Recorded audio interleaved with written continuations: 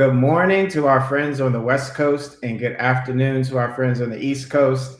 I'm Atiba and I'm here. I'm going to be co-hosting today's Breast Cancer Black Women in Policy event. We are here today to humanize the story of Black women with breast cancer, to hear their stories, identify policy to make things better for Black women, and to address the 41% mortality rate of Black women and white women so that we make it better for women. I'm happy right now to introduce my co-host, the co-founder and president of Carrie's Touch, Reverend Tammy Denise. She is a 17-year breast cancer survivor and the co-principal investigator of a project you're going to hear a bit about later called Project SOAR. She was first diagnosed in 2004 while working on breast cancer. And when she identified that there was a disparate breast outcome and lack of messages of hope and limited availability for Black women, Reverend Tammy and her lay sister were inspired to found Carrie's Touch in 2006. And so this year, and just fact, last week, Carrie's Touch celebrated its 15-year anniversary. But Reverend Tammy, after her diagnosis, unable to find much hope in a way of information on breast cancer, Black women, and survival, and appalled and determined to make a difference for Black women, she felt the need to curate a space for Black women battling breast cancer. And that's how Carrie's Touch was born. So we are here today to continue Carrie's Touch mission to break the silence that adversely impacts Black women with breast cancer. And with that, I'd like to introduce to you all to Reverend Tammy Denise. Hey, Reverend Tammy. Hey there, Atiba. How are you over there on the East? I'm fine. This is amazing what we can do in these virtual worlds where we are co-hosting this, I on the East Coast and you on the West Coast. Absolutely. Absolutely. I am so excited to be here. I first have to thank God because without God, I am nothing and I would not even be here.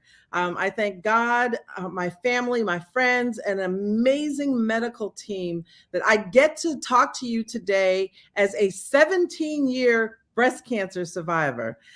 Whew, I tell you, 17 years ago when I was diagnosed, my doctor told me that he was very concerned that I might not actually live to see 5 years as a survivor.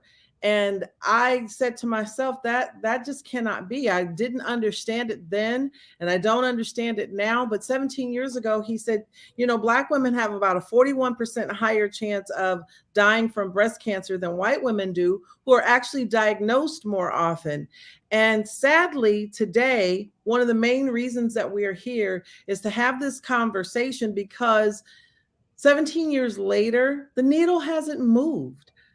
The statistics for Black women and mortality with regard to breast cancer is still a disproportionate 41% higher rate than white women. And time out, enough is enough. Let's open up this conversation and let's talk about how we reverse that statistic and ultimately save more lives of Black women to at the end of the day, save more lives of all women. So, Atiba, you say that a turtle, if you see a turtle on a fence, he didn't get there by himself. I get a lot of credit in this space for the work that Carrie's Touch has done over the past 15 years. And what I know is that I don't rise alone. We have a dynamic team that has worked on this Intimate Conversations event. Carrie's Touch has a dynamic team, and together we rise and are able to do the work that we do for the men and women that we get to serve with Carrie's Touch. So with that, I think we are going to move to you introducing our sponsor. Yes. I would like to take this moment to say a special thank you to Amgen and our platinum sponsor who saw this vision, who came on board and said, hey, we want to help make this what you need it to be so that we can continue our strong partnership with you. And so without further ado, we want to welcome the Amgen representative, Mrs. Linda Murakami. Thank you, Linda, for joining us today. Good morning and good afternoon, Reverend Tammy. It is so nice to be with you. Atiba, good to see you on the East Coast. So I just wanted to say on behalf of Amgen, we are thrilled to be the platinum sponsor. And more importantly, we are thrilled to partner with Carrie's Touch. Over the years, you have been a fantastic partner, really serving the community, making sure that African-American women have culturally appropriate, curated by the community, by you, that is tailored to their needs. As a recovering policy wonk, this summit, this conversation, really is something that we've been talking about for a while. I believe that public policy is really the way to make and to root long-term change. So I couldn't be more excited. I love the fact that you have so many amazing patients who can talk to you and share their personal story, and then the linkage to the importance of policy can be made. You also have policymakers, present, former staffers, who are really going to add color to the conversation. So Reverend Tammy, Carrie's Touch, happy 15th anniversary, and we are thrilled to continue to be a good partner. Thank you so very much, Linda. Without your continued support, much of the work that we do would not be able to move forward. So we thank you again to our platinum sponsor, Amgen. And without further ado, I would like to recognize someone in the community who believed in Carrie's Touch 15 years ago. I was going through treatment for breast cancer, and I learned about some of the reasons around the desperate mortality rate. And one of those reasons was lack of awareness and lack of people seeing other people that look like them, Black women, in the community. And I went to this gentleman's office, and I was an on fire survivor. And I said, whoa. You mean to tell me that Black women are dying because we don't know? We don't know to get a mammogram. We don't know that we are supposed to do breast self exams. We don't know that we're supposed to ask our medical physicians to give us a breast exam, a clinical breast exam. That's unacceptable. What can we do and how can we do it? And Jamal Miller said, you come up with the idea and I will fund it. So he believed in us before anybody knew about Carrie's Touch, anybody even thought of us being 15 years later. So without further ado, I would love to introduce our award recipient, Mr. Making a Difference Award recipient, Mr. Jamal Miller.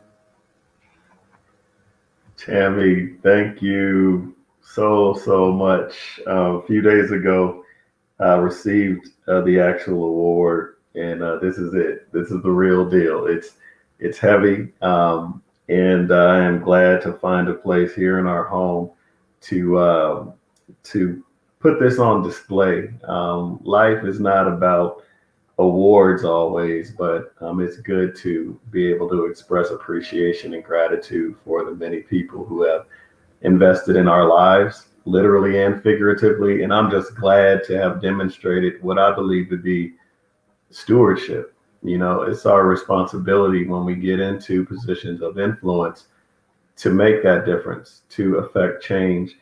And I'm humbled and honored to receive this Make a Difference Award. For all of you out there, it reads, Carrie's Touch, celebrating 15 years in appreciation of Jamal Miller. Coming together is a beginning, growing together is progress, saving lives together is success. And then it wraps up with a powerful scripture that illustrates the faith that we all share, that we have.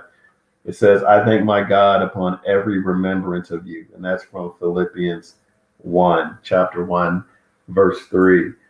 And I just thank you and just received this award in all humility. From that time we met, it was very providential, you know, and that through our broader social network, our paths crossed. And we just sat down in my office and exchanged, you know, ideas. And a lot of times, you know, we may have good ideas ourselves, but God has even greater, you know, ideas as it pertains to the path that you would chart in the path that I would chart. And 15 years later, we converge once again to really elevate awareness about this important space of breast cancer awareness. As you talked about, persistent inequities and disparities in breast cancer outcomes continues to be a problem. And I'm glad that you have developed momentum and strength through Carrie's touch, a part of which, you know, the seeds of that initial investment were able to cause you to be prolific and to be strong enough today to have the likes of Amgen and so many other community-based organizations and national organizations who believe enough in Carrie's touch and the mission and the vision to invest time, energy, and resources into what you do. And I just want to say thank you for the opportunity to have supported. And, you know, my journey has been interesting as well when we think of today's topic on intimate conversations, Black women, breast cancer, and policy. A couple of years after we got started working together, I transitioned from Sutter at that time and went to Kaiser Permanente in their national headquarters and worked in community benefit for a period of time. And then in 2013, I was appointed by Governor Jerry Brown to be California's first ever health equity executive, leading California's Office of Health Equity as part of the State Department of Public Health.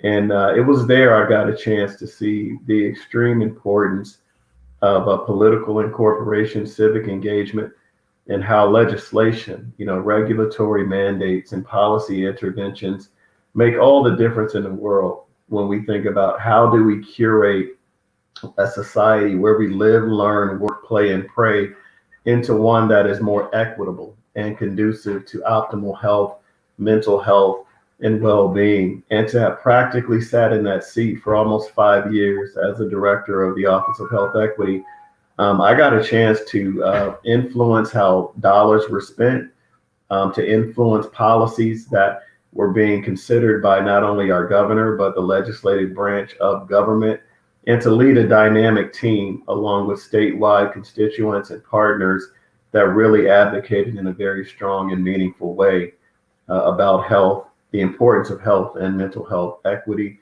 a part of which breast cancer outcomes is always a core conversation and a topic. So to have sat in that seat, kind of to take some time from private sector and to be a public servant, again, stewardship was that common value and that theme and that opportunity that even now, as System Vice President of Equity and Inclusion at Common Spirit Health, it continues to be a core part of who I am.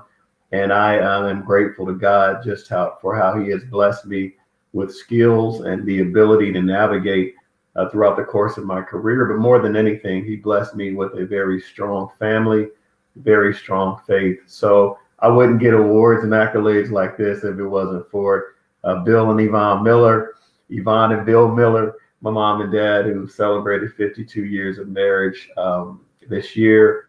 My big brothers, there are 4 of us total. You know that my brothers and I, when we were doing events throughout the community, the Millerism group, we did a number of Black and Pink parties back in the day to raise awareness and money in the community to be able to invest in supporting Carrie's touch as well. So we don't get here alone.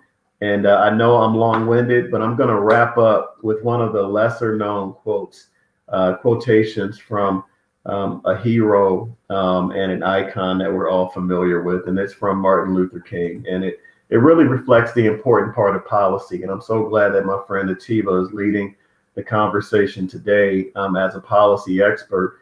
But this quotation from Dr. King kind of summarizes where we need to go as it pertains to curating equity and realizing racial and health equity versus just aspiring to it.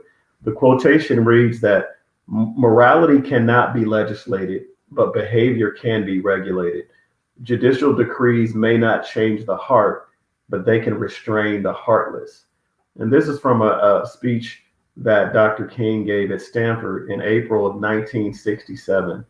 And he understood the importance of not just civil and human rights and having access to meaningful and equitable health care, but the essence of that quote demonstrated him understanding that you have to pull key levers to affect real monumental change, transformative change in the United States. And you have to pull economic levers. You have to pull a number of levers around innovation, but specifically, you have to know how to pull federal, state, and local legislative and regulatory levers, because people aren't always going to do right by us out of the kindness of their heart, not just by morality or ethics, but sometimes people need to be compelled to do the right thing. So I'm just glad that today's focus around Black women, around breast cancer awareness, that is centered around the importance of policy, especially in this moment where we're seeing the convergence of the pandemic of COVID, racial and civil and social unrest, and extreme weather events when we think about climate change. So thank you so much. I'm looking forward to hearing the speakers and the other panelists. And I just thank you so much for pursuing your vision and your passion, not taking no. And if somebody told you no, you figured out a creative and an innovative way for us to ultimately get to a yes. So I thank you for this award. I've always got Carrie's touch in heart, and I've always got your back as I even pivot into a new executive role here in Sacramento with the Mercy Medical Group as their inaugural Chief Administrative Officer. So wow. You will be able to count on us for continued support, and we will achieve health equity within the context of breast cancer. So thanks again for this recognition. Wow. Wow, Jamal. Wow. I'm like, okay, is it Reverend Jamal? Is it Representative Jamal? I mean, I just appreciate and value you so very much for all the work that you've done with Carrie's Touch and with all the work you've done around racial and social equity. And I know with you at the helm, we will be able to see great change in places that are much needed, and a deeper understanding around the issues, and more importantly, the solutions to come and the people to help us get there. So thank you again for your continued support. And to all of you out there, you heard him say that we can count on him. So when I show up in your office, Jamal, because I will. Of course. I got you. When I show up in your office, I don't want any feedback. I don't want any backlash. I got you covered. All right. Keep being strong. Keep making a difference. Thank you. We love you.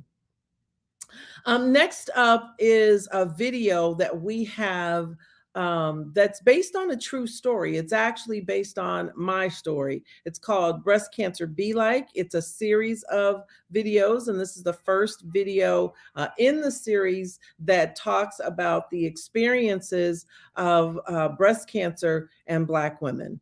Breast Cancer Be Like. That's also our hashtag for today. So if you're watching us and you're participating, make sure you like, share, and hashtag Breast Cancer Be Like.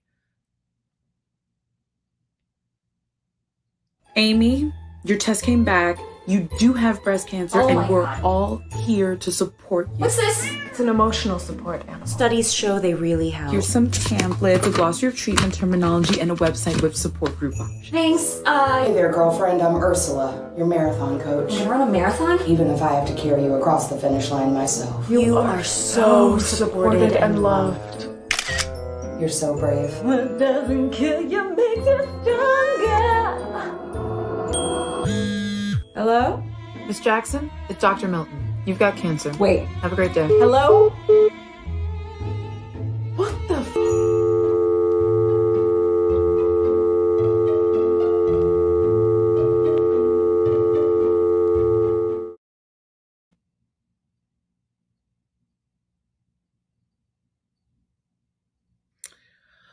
Yeah, that's a true story. It is my story. My experience wasn't quite as curt as a hang up on me, but it was basically, you got breast cancer, go figure it out. And so I'm not the only person that's had an experience that left us wondering what next and how do we navigate this crazy disease. With me, joining this conversation are three amazing breast cancer survivors, thrivers, warriors, and overcomers, however we self-identify. Nonetheless, we are on this side of the diagnosis versus being behind the diagnosis. Starting out is a very good friend of mine. And because we are setting the stage, let me back up a second and just set the stage. We're setting the stage for an intimate conversation. So when you're in an intimate conversation, you're relaxed, you're laid back, you might be sipping on a cup of tea or a cup of coffee or whatever your choice is for your beverage. But you don't have to worry about using the proper words and proper protocols. We're just having fun and we're just having a conversation. So joining the conversation all the way from Washington, D.C., in her living room, in her favorite chair, is who we affectionately call Mama Joyce, Mrs. Joyce Madune. Mama Joyce. Good afternoon, everyone. Good morning out on the West Coast. Oh, good afternoon. Thank you for joining us. Also joining this conversation is another good friend of mine, and we have a pet name for each other because we've been prayer partners for 25 plus years. Excuse me, it's Ms. Shannon Coleman, my prayer partner that sometimes I might slip into and call on her partner. Hey, partner. Hey, how you doing? Good morning, Wonderful. everyone. Good morning, afternoon, everyone else on the East Coast. Welcome to the conversation. Thank you very much. Thank you for having me. And pulling up the rear is someone else who is just taking breast cancer and just kicking its butt, for lack of a better word. She is my sister in the faith, Reverend Tawana Davis.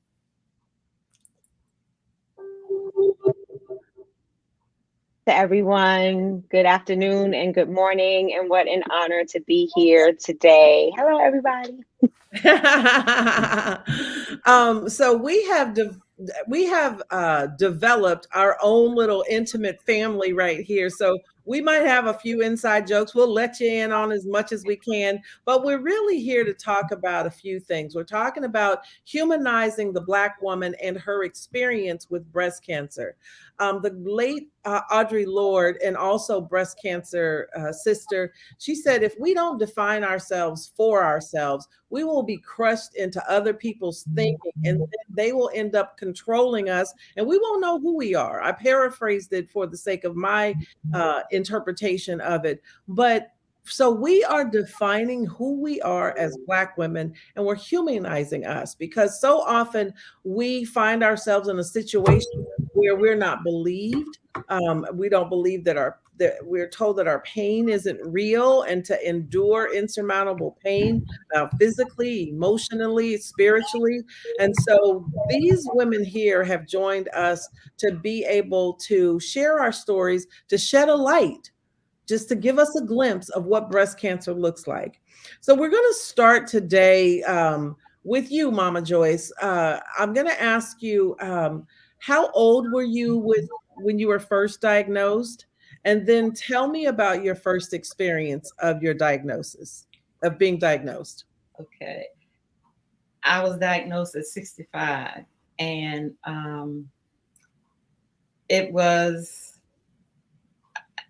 had an MRI, and I'd like to just tell my story in this way. My mom was a breast cancer survivor. She had breast cancer in 2000, and she lived to 2020. So she was a 20-year breast cancer survivor. And so because of that history, I had to do MRI one year and mammogram the next year. But when it came to time to do my MRI, it was supposed to be done in May, and I prolonged it until September. And only then, after my daughter asked me why hadn't I done my MRI, and what was I afraid of.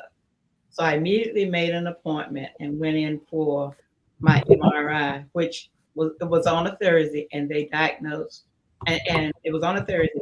Monday morning, my primary care physician was on the phone telling me that I needed to come in for further tests because it showed something on my MRI. In the meantime, I got calls from several other doctors at Howard University to make appointments to come in. They sat down, they went over everything, and it was on. And all I can tell you is that in 3 months, everything was complete. So that's the urgency that they pushed me through. Mm-hmm. It wasn't on my own. It was do this, see this doctor, do this. Mm-hmm. And so in 3 months, I had by the time the 3 months was over, I had my surgery. Wow, Mama Joyce, that is some incredible wow. So you said a lot. You said that you have a family history because your mom was a breast cancer survivor. And what I heard that sticks out for me is that she was a 20-year breast cancer survivor. 20 years. You know, that is so crucial because quite often we find out that big mama or grandmama or auntie mama, you know, had breast cancer at their memorial service. And that's not your story. She lived for 20 years as a breast cancer survivor. That's brilliant and beautiful. Absolutely. And she was a model for how to embrace it and just continue to thrive. Yeah. Wow. That we'll come back and we'll get some more about that. But I just want y'all to hold on to it. You know, part of why we're here is to show you other women that might look like some of you, and to let Black women know who are going through the journey right now that Black women can and do survive this disease. Yes, the statistics are unsettling. And yes, the harder we fight, we want you to know that hope is available. And next, I am going to go to you, Shannon, because you're fairly newly diagnosed here in 2021, right? Tell us how old you were and tell us about your initial diagnosis. I was 49. I was diagnosed in December of 2020 last year, and I was diagnosed with invasive lobular carcinoma, ER/PR positive, HER2 negative, basically cancer in the milk duct.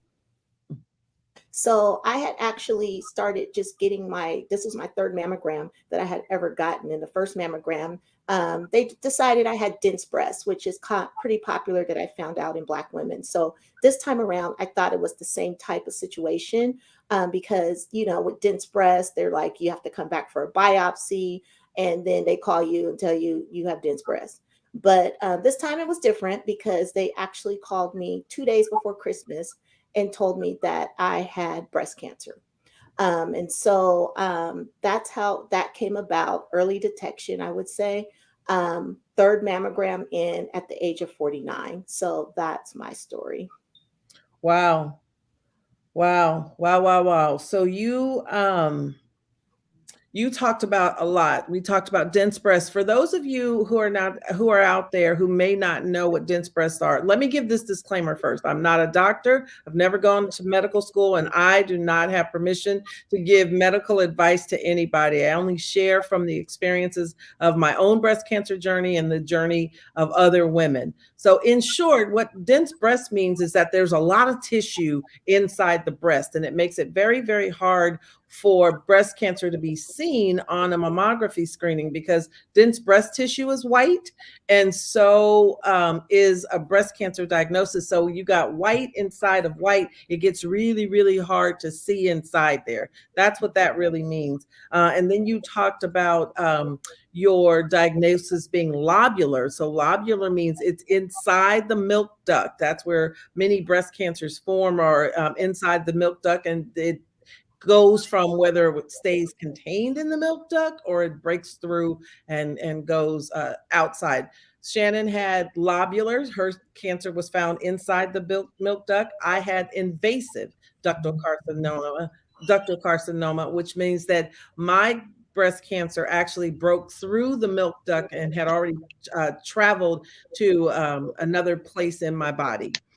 But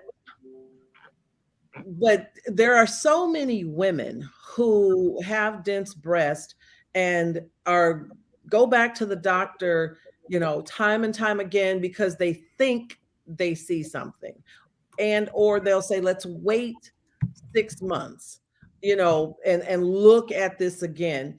Shannon, tell us what the waiting period has been like for you over the years, what that whole process feels like emotionally. Well, in the beginning, everything is like quick. Like they're trying to get you into your doctor's appointments. Like I was diagnosed on Thursday, Monday, I was scheduled to see my surgical oncologist. And then 3 months later, I was on the operating table getting a double mastectomy. Now, during that 3 months, it was kind of like I had issues with my decision. It was challenging for my decision because it was like a double mastectomy versus a lumpectomy or a single mastectomy, because my right breast only came back areas of concern. And so by the time they tested and everything, it came back as precancerous. So I was actually in prayer about it. I was trying to do the least invasive surgery. I'm not going to lie, because this was, I've never had major surgery before, never been on an operating table. So I was like, oh, let's do the lumpectomy, but I prayed about it. God had another plan, which was, this is why we need to listen to God. And I'm glad I listened to God, because if I would have gotten a lumpectomy, it would have been a disaster, because after surgery and I received my pathology report, there were 16 additional tumors forming in my left breast where I originally got the diagnosis. So I would have been right back in the same spot. Wow. I'm now 6 months. I'm receiving treatments for my blood clots I developed right after surgery. So that was a whole nother story. And so now I go on Monday for testing to see if they're gone. And if they are, then I can get scheduled for my reconstruction surgery. So the journey continues. Absolutely. Wow. Wow. Wow. Wow. Stay with us. We'll continue the conversation. Thank you so far. And Reverend Tawana, your story is very, very big. And so, as best you can, so I'm talking to a preacher and asking a preacher to figure out how to condense this big story so that she can share it with us, and we can just hear from you.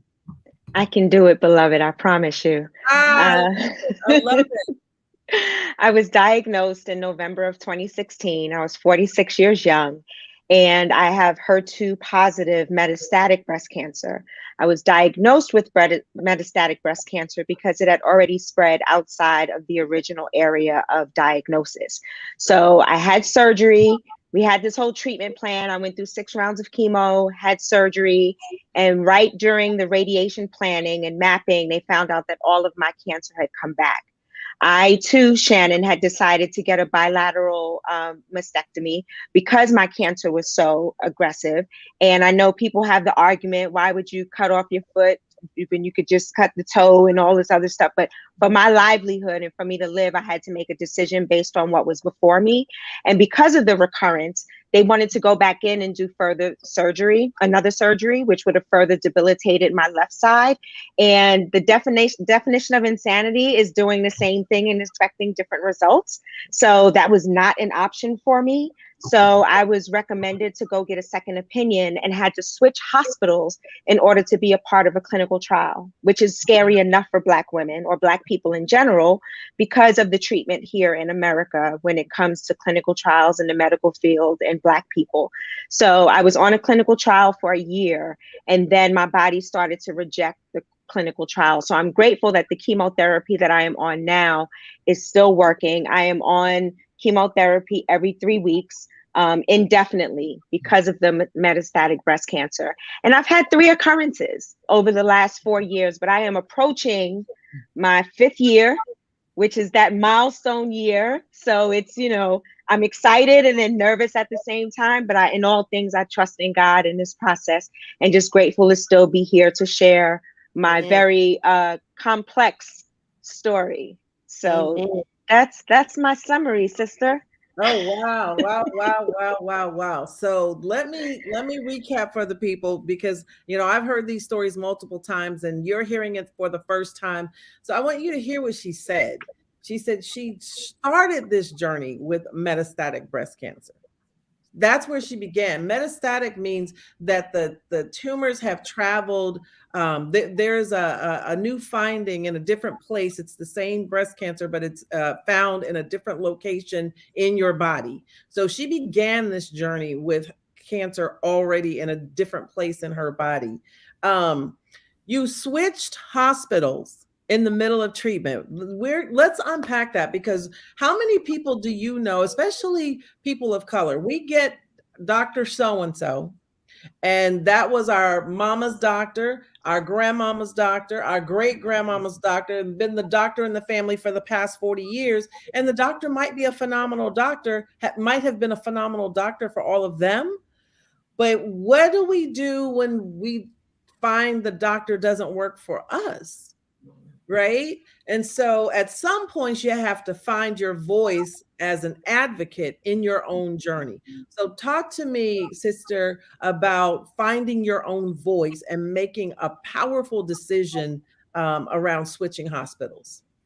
I am grateful to Carrie's Touch, who journeyed with me from day one of diagnosis. And Tammy would always remind me, use your voice, advocate for yourself. You don't have to respond to every text message. You don't have to return every phone call. Protect your energy. So all of these things were going through my head when I found out that I had this major recurrence, and making the decision to move to another hospital. One, shows the challenges that we have to access. Right. And why aren't clinical trials just available no matter where you are? So I've really had to learn to be an advocate. My daughter was my trooper. My right hand went with me to every appointment, every chemotherapy, to ask the hard questions, because at times the doctor would sound like the teacher from Charlie Brown. Right. So I'm listening, but I'm not really listening. I'm not really hearing. So being an advocate is being in the know and knowing and making decisions based on factual information that's before you. So what worked for Tammy or worked for Shannon or Mama Joyce may not work for me. So I hear your stories, but I have to glean from that the courage to say, you know what, even though my journey is different, they all exemplified this power of being their own advocate. And that's what Tammy did for me. And I was able to advocate for myself and have the courage to switch doctors and hospitals so that I can be here today. Amen. Wow. Yes. Wow. Shannon, go ahead and tell us about the time that you had to find your voice and become your own advocate. Well, it was when I was in the midst of trying to make the decision of having a double mastectomy or a lumpectomy. And I'm thankful for Carrie's Touch and Tammy walking on this journey with me. I promise y'all, these were not plugs. These were not set up questions. We do have a whole bunch of backstories, but we're not going to go into that today. But in the midst of me making my decision, they were doing testing to see if there were other areas of concern besides my diagnosis in my left breast. And so I had to do an MRI with contrast. Didn't know there was such a thing. But anyways, it came back that there were areas of concern in my right breast. Mm-hmm. And so then they were like, we have to go for another biopsy. I'm like, okay, here we go. This is the most I ever got poked, prodded, tested, like all kinds of stuff. But thank God for healthcare. So I went in and they were like, oh, it's really small. We're going to wait for 6 months and then we're going to take a look at it. Let's just, focus on your left breast. And, there was a voice saying, okay, so you're just going to wait on cancer for 6 months and you're just going to just sit there and just get your treatments for one breast. And so I advocated, was like, no, I need you to biopsy this. I need you to look at this because I need to know like now. You know, this is happening so fast. I'm emotional about it. Everything is crazy. You know, everything's coming at you from all these different types of ways. And so, long story short, it came back as precancerous. And so that's when I made the decision to, again, if I would have waited, I might have been in the same situation that I'm in now that I was in 6 months ago. So who knows? But yeah, that's when I had to advocate. And so that's played into my decision to have the double mastectomy, the bilateral mastectomy. Wow. Wow. Wow. Wow. Wow. Wow. Anybody out there identify with these experiences that these sisters are sharing with us? Tell us in the comments where you had to advocate for yourself and find your voice. Find your voice in your own healthcare. Let us know. Mama Joyce, when did you find your voice in your breast cancer journey? Well, I found my voice. Everything was moving along really fast and really positive until I got to the oncologist surgeon, and it was just another. I was just another number as far as I was concerned. It wasn't concerned. You don't have to wait. I mean, you can wait. It's not cancerous and all of this stuff. And everyone else was saying, we need to take care of this. And so with my diagnosis, it was only calcium deposits on my breast, but evidently the radiologists in radiology, they saw more, or they had seen this happen before. So they were telling me something totally different from the oncology surgeon. After the biopsy, and I went in to him, and he was saying, you know, you don't have to do it right away. It's no rush. And then the head of the radiology department was saying, no, we need to take care of this now. And so I broke down, and I was with my daughter, and I just broke down after my visit to him. And she said, Mom, what's wrong? And I said, I just don't feel comfortable with him. And so I went up to my primary care physician, and she was able to see me right away, or she took me right away, and told me I had choices. And so my daughter, in turn, talked to her father-in-law, who suggested that I try another doctor.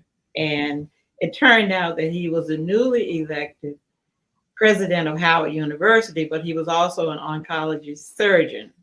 And so he was still seeing patients, and he took me. And I'm telling you, it was the best decision that I made. When I look back on it, had I continued with that other doctor, I just don't know. But he was the whole team after that was just so supportive. I just can't say enough about Howard University. And the creator's good, you know. It just fell in place. And I'm here to tell my story after 7 years. So that's a blessing. Oh, Mama Joyce, I have chills. I have chills. What a beautiful story, and what a beautiful way of finding your voice. And to you out there watching, we're telling these stories. And we're telling these stories that you are empowered as a patient to speak up for yourself and to help to build a healthy patient-physician relationship so that you can get to that place of comfort for your betterment and for your well-being.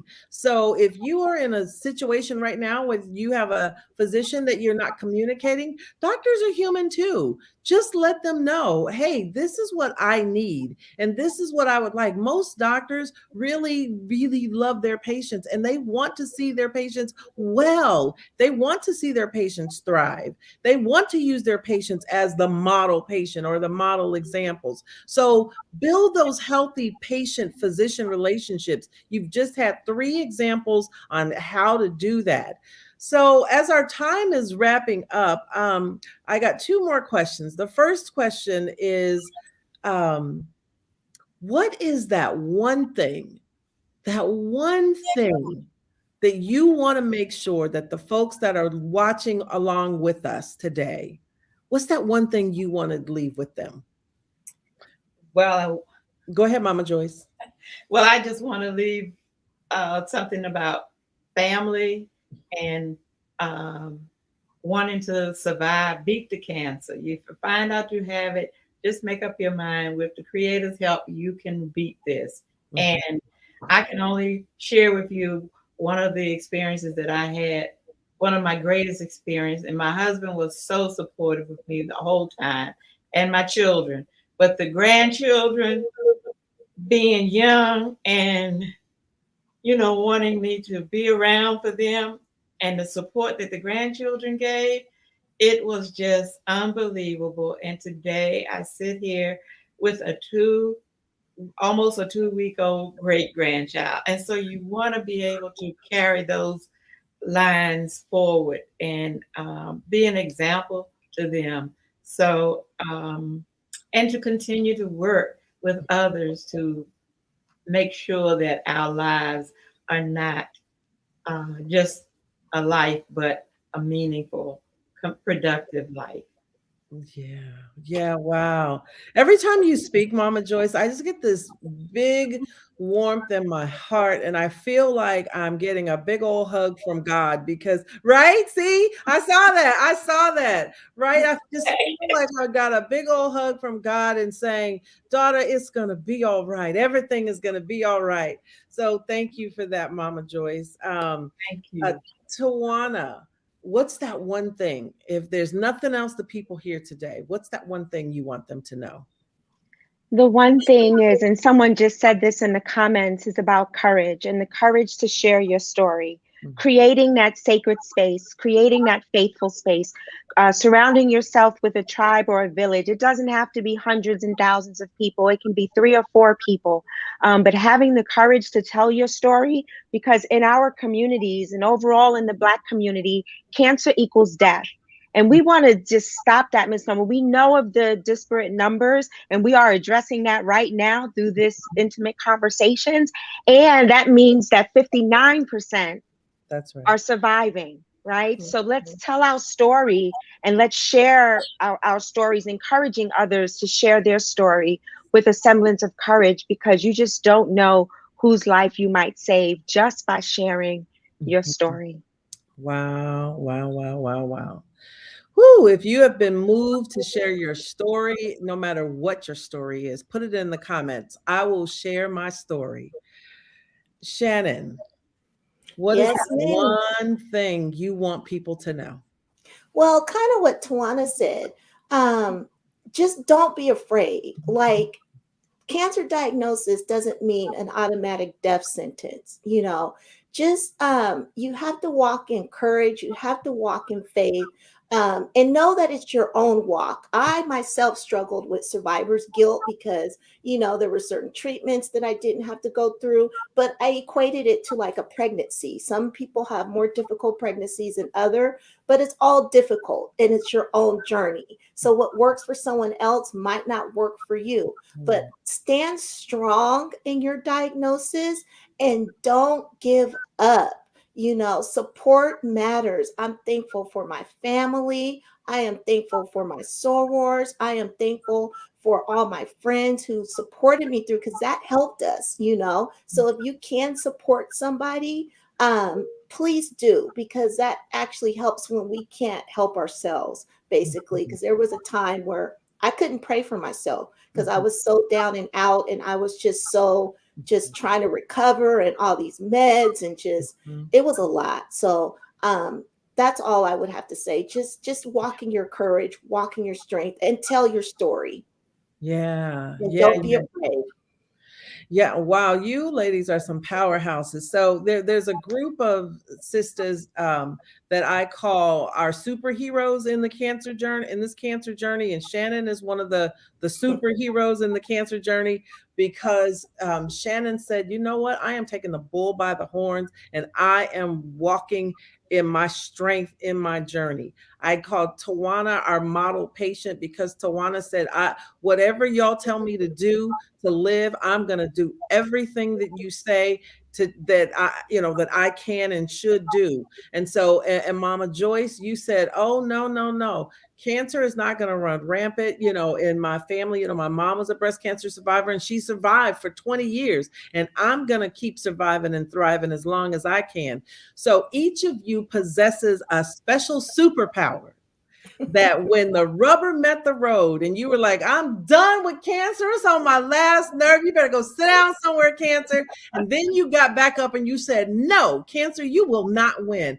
What was your superpower? Yes. What was your superpower? Anybody? Wow, I'll start. My superpower was definitely my children. I have two grown adulting children, my daughter and my son, Eric and Kaisha. And let me tell you something. When I was in the hospital having what was a near-death experience, my children held up my arms like Aaron and Hur did for Moses in the Bible. They spoke truth to power to these doctors. They was like, that doesn't make sense. Why are you doing this? So my superpowers come in the form of my children and my beautiful grandson that I call my angel on earth. Those three, the trifecta, give me the strength and the power to press on and to be courageous and to speak truth to power during these trying times and during my process of healing. Yes. Wow. Mama Joyce, what was your truth to power? My truth to power was actually your superpower. My superpower, okay. My superpower was the creator, number one, and blessing me to I had 5 children, but I had 2 daughters, and I never went to a office visit or to a doctor without one of my daughters, and they journaled the whole thing. And my husband was right there, like, do you want me to go? And I'm saying, I think the girls will be better, because I knew they would ask questions that I would not think of, and the advice, but the support that I got from my religious community and my friends from life, and it's just been a great journey. It's still here, but I want to say one thing to you, Tammy. Yes, I want to thank you so much for giving me an opportunity. This is the first time I've ever told my story. So I thank you for this opportunity. And this is a healer. This is the first time that I've really been able to say I have breast cancer and not break down. Yes. Yes. There's so much for that. And we are family for life. We are family for life. We came on board and we said, Mama Joyce, you got 3 new daughters. Yes. Yeah. Well, God is good. Yes. You have 3 new daughters. And when we show up, Tawana's coming from Baltimore and me and Shannon are coming across from California. And when we show up in DC at your front door, now don't be shocked because we're coming. Okay. You're welcome. Anytime. Yes. Shannon, my friend of 25 plus years, we have prayed together for 25 years. And I know you well, but what is your superpower? I have actually 2 superpowers. Unseen God. That was my superpower because he spoke through other people to give me the help that I needed when I couldn't help myself. My other superpower is my sister, LaTrenda Easton. And I'm getting teary-eyed just thinking about it. We recently lost my middle sister in 2019, and she showed up for me, and I'm so grateful for her. She was in my kitchen cleaning in her dresses, like she was like working from my house.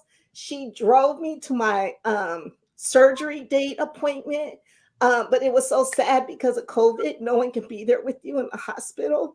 So I basically just felt like I was going in to turn myself in and do time in jail. So it was just like she dropped me off, but her and my mother as well too, they were my superpowers because they stayed with me and they never left me. And I'm so thankful for them. Wow, wow, wow, wow, wow, and wow. You ladies are phenomenal. And Carrie's Touch, and our amazing Intimate Conversations team cannot thank you enough for sharing your time and sharing your stories with us to kick off this conversation. Because we are here today for you. We are here for women that look like you, women that look like me, people that will be diagnosed with this disease.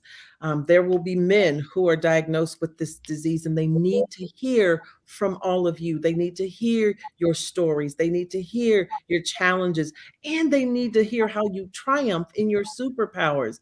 And the common thread that I heard among all three of you is how important family is. Family is critical to support us in the Black woman, in the strong Black woman context. Quite often we suffer alone in silence. I say that we try to do all things to all people all the time perfectly while suffering alone in silence. And you didn't have to do that. You didn't have to suffer alone in silence because you were willing to be vulnerable enough to share your story, and you were brave and courageous and bold enough to share your story today in front of the thousands of people that are online watching with us now.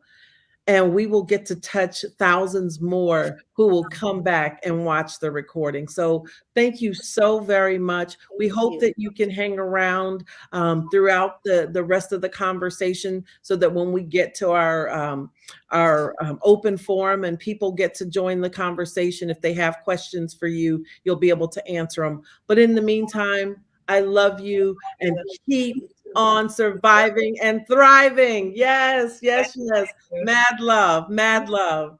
Love you. Thank you. Love you. Love you. Mwah, mwah, mwah. Wow, what an amazing, amazing, amazing, amazing panel. I couldn't have asked for anything more from that panel. We have another person who wasn't available to be with us on the panel, but she shared her story with us through video. And we want to introduce you to her now, Miss Rebecca Abraha.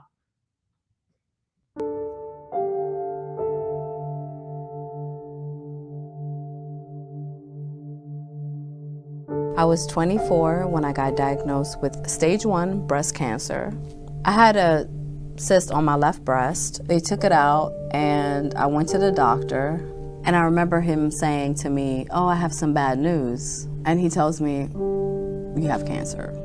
He was very cold, very nonchalant, and I was not only shocked, but I just thought that somebody, you know, in the medical industry would hold my hand or be a little bit more empathetic. But he just handed me a pamphlet and he said, I have other patients.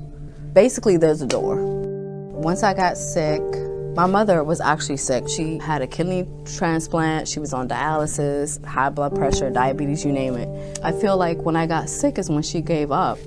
It took a toll on her because she was always the strong one, always the one that did everything. And we are taught to not talk about things. You're taught to just be okay and be strong, and it's not okay. When I was going through my chemo and I was trying to take care of my young kids and trying to work and do all this, and she died on me at my lowest point in my life, and I thought it couldn't get worse.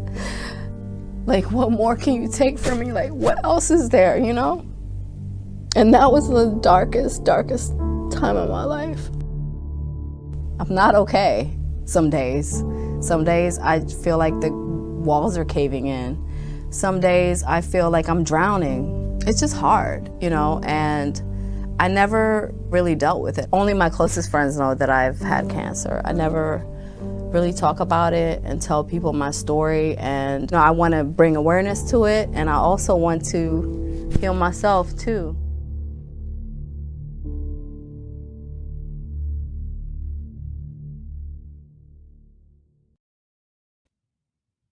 Wow, wow, wow, wow, wow. Whew. Everybody just breathe with me for a second. That was a lot, listening to those amazing stories, and Rebecca's story at just 24, losing her mother, being a mother of young children, being a wife, having to navigate breast cancer. Just breathe with me a couple of times. Breathe in, breathe out. Again, breathe in and breathe out. I I'm rarely speechless, and I have notes, but I'm almost speechless because I want their stories to just sit with you for a minute as we move into the next part of this conversation, where we'll be talking to policymakers and then be talking about how do we address some of these concerns that were raised today, in an effort not only to have women survive breast cancer, but so that they live well beyond a cancer diagnosis, so that they can get up every day and smile and have the joy in their heart that Mama Joyce's mama had, right? And that Mama Joyce strives to have, and that we all are looking forward to. Because surviving breast cancer is not easy. Surviving any chronic disease is not easy. And we want to look at how to lighten that burden. So we're going to have another poll that is going to come up for us, and then we'll have a 1 minute break. We'll see you back in 60 seconds. Stand up, shake it off, get a drink of water, put new batteries in your lights.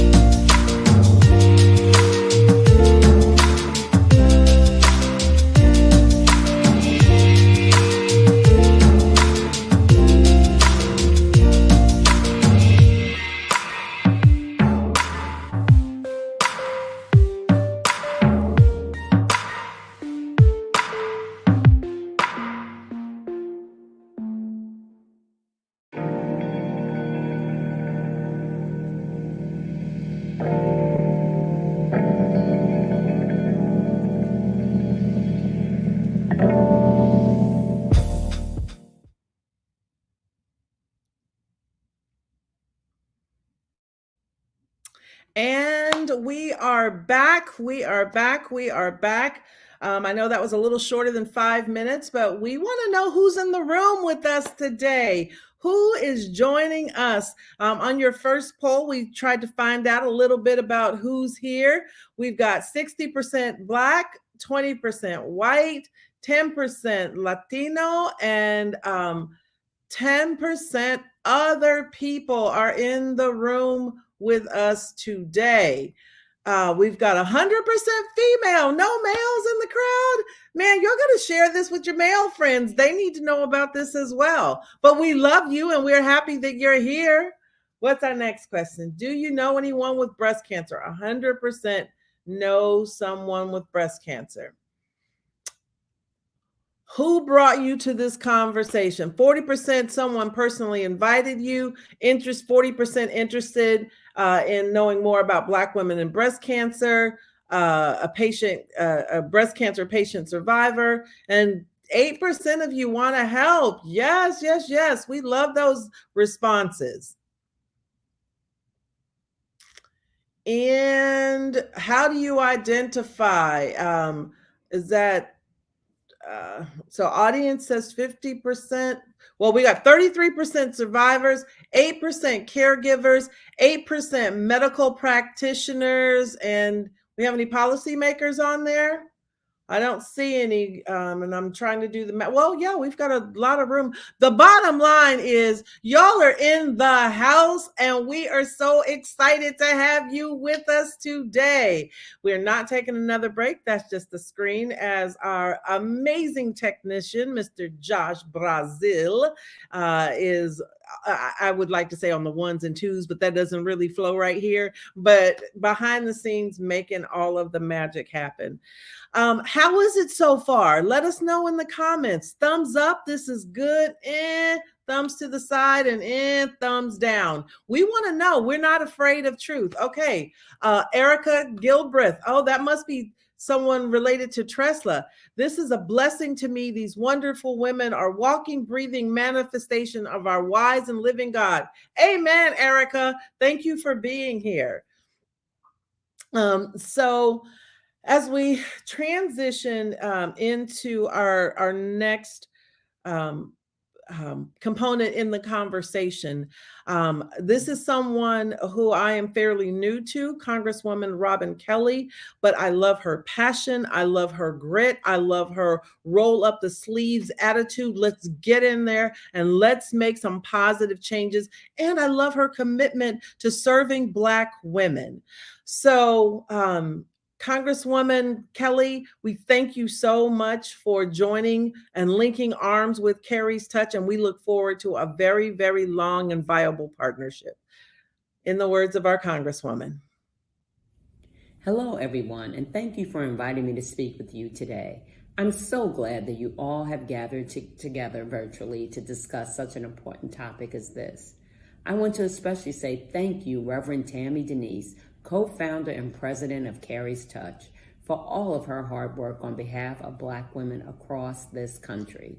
I think I can speak for everyone when I say we are so impressed by your story, your tenacity, and all that you have been able to give back for other women battling breast cancer. Despite facing your own breast cancer fight beginning in 2004, you have never wavered in your quest to bring more information about this terrible disease to other Black women throughout your community and across the country. Now, thanks to all of your hard work and the other people involved with Carrie's Touch, you are celebrating your 15th anniversary. Congratulations. For those of you who may not know me, my name is Congresswoman Kelly, and I have the honor of representing the people of Illinois' 2nd Congressional District. Additionally, I serve as Vice Chair of the House Energy and Commerce Committee, as a member of the Committee on Oversight and Reform, and I'm also founder and co-chair of the Congressional Caucus on Black Women and Girls. And I serve as chair of the Congressional Black Caucus Health Brain Trust. Through these positions, I'm able to focus on one of the issues I am most passionate about, which is health equity. In order to understand what the state of health for Black women in America currently stands and the challenges we must address, we must first understand how we got here. We know that for centuries, Black people, and especially Black women, have been systematically denied access to health care and left out of conversations and decision-making about their own health. Take, for example, the untold number of enslaved women who were used in medical experiments or treated without paying considerations because white doctors did not believe that Black women could feel pain. Or take Henrietta Lacks, whose cervical cells were taken without her consent and used for decades of medical experiments. While her cells have contributed to meaningful scientific research, and she should be credited with saving the lives of thousands of women, she was never given a choice or informed that her cells were being used and taken for research. These examples are shocking, but they are not surprising. These are just two examples of the kind of misconceptions and outright racism that have been at the heart of our healthcare system since its inception. And these are the sort of challenges we are still fighting to overcome. Your mission is simple: to save Black women. There are so many facets of the healthcare industry where we need to focus on Black women. But breast cancer is a good example of the larger health equity issues Black women face.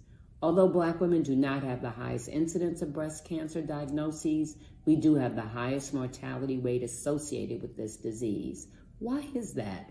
There are many factors that contribute to this, and those factors, often referred to as the social determinants of health, are a common thread throughout the healthcare industry and across many different types of illnesses and diseases that we can examine. Black women overwhelmingly face increased barriers to care, such as transportation and childcare issues, lack of paid leave, and in the era of telehealth, less access to reliable broadband. Black women and people of color broadly also face restricted access to health care. For example, 60% of the 2.2 million uninsured people who remain without a pathway to health coverage, known as people living in the Medicaid coverage gap, are Black, Hispanic, Asian, or Pacific Islander. Expansion has decreased racial disparities in coverage, affordability, and health outcomes, most notably in maternal and infant mortality. But there are still 12 states who have not taken up coverage and are leaving Black women behind. This is something we are going to address through the Build Back Better plan, which we are working on in Congress right now. But in the meantime, this translates into millions of people without access to care. Black women are overrepresented in many categories of severe illness or disease. One of those categories that I work very closely on is Black maternal health crisis.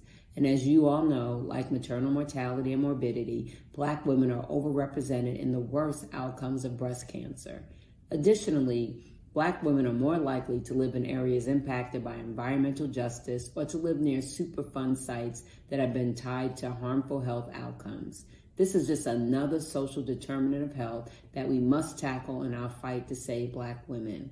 Access to care, increased diversity in clinical trials, diversifying the healthcare workforce, and eliminating racism and unfair treatment of Black women by healthcare professionals are all issues we must tackle in this quest for health equity, and they are some of our most important focuses in Congress.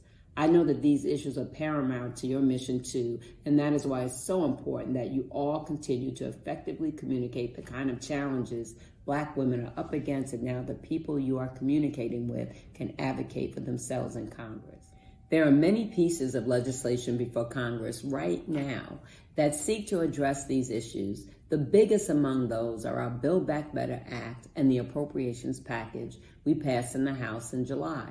We need for you to tell your representatives how important increased diversity in the healthcare workforce and clinical trials are, how important it is that we permanently close the Medicaid coverage gap and make healthcare more affordable, and devote funding to the NIH for research on diseases like breast cancer and so many others.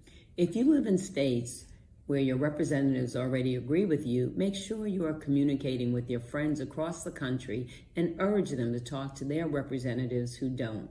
One of the best ways to do this is by requesting meetings with policy staff, calling their offices, and writing to them on their websites and on social media.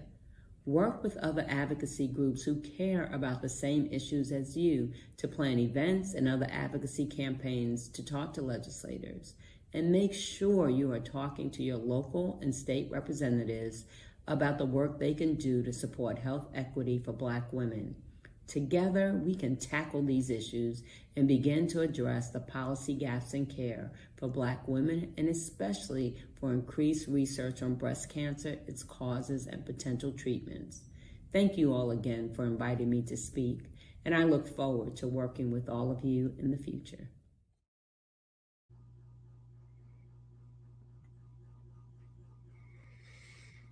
Wow.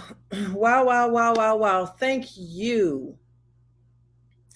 Thank you, Congresswoman Kelly, for the amazing work you are doing on the Hill. And thank you so very much for taking time out of your incredibly busy schedule to greet us here today. We will pick up the mantle and we will take that charge to make sure that we adhere to your calls to action, to make sure that we're reaching out to our policymakers and letting them know what we are passionate about and care about and what our concerns are. And if our policymakers are in alignment with our beliefs, that we will go next to them and help push the agenda and push the message forward. So we thank you for the Build Back Better Act. And we thank you so much for the Black maternal health crisis. When you see celebrities who are Black, who struggle during childbirth, who have the best of the best, who have the most resources available, you understand the disparities and the racism and discrimination that goes into some of these challenges in health. So again, thank you, Congresswoman Kelly, and we look forward to partnering with you. Before the break or right after the break, I can't remember at this point. Nonetheless, we did another survey. We wanted to find out about your relationships with your physicians. And so let's look at those results now. Do you feel valued by your doctor? 80% yes. 20% no. For that 20%, we are hopeful that what you are learning here today about finding your voice and using your voice from an empowered and informed place, that will help improve your relationship with your doctor. And if it doesn't, get a new doctor. It's that simple. There are too many amazing doctors to be stuck with a bad one. Do you trust your doctor? Same results. 80% yes, 20% no. Have you ever been to a Black doctor? Whoa, this is surprising to me. I was not expecting those numbers to look that way. I was expecting it to actually be the opposite. So that's exciting to see that so many of you have worked and navigated with a Black doctor. Do you prefer a doctor that looks like you? 60% of you said yes. 30% said no, and 10% of you basically said it doesn't matter. You just want a good doctor, and that's valid and fair. So thank you for participating with our polls. This helps us to know how we are going to move forward.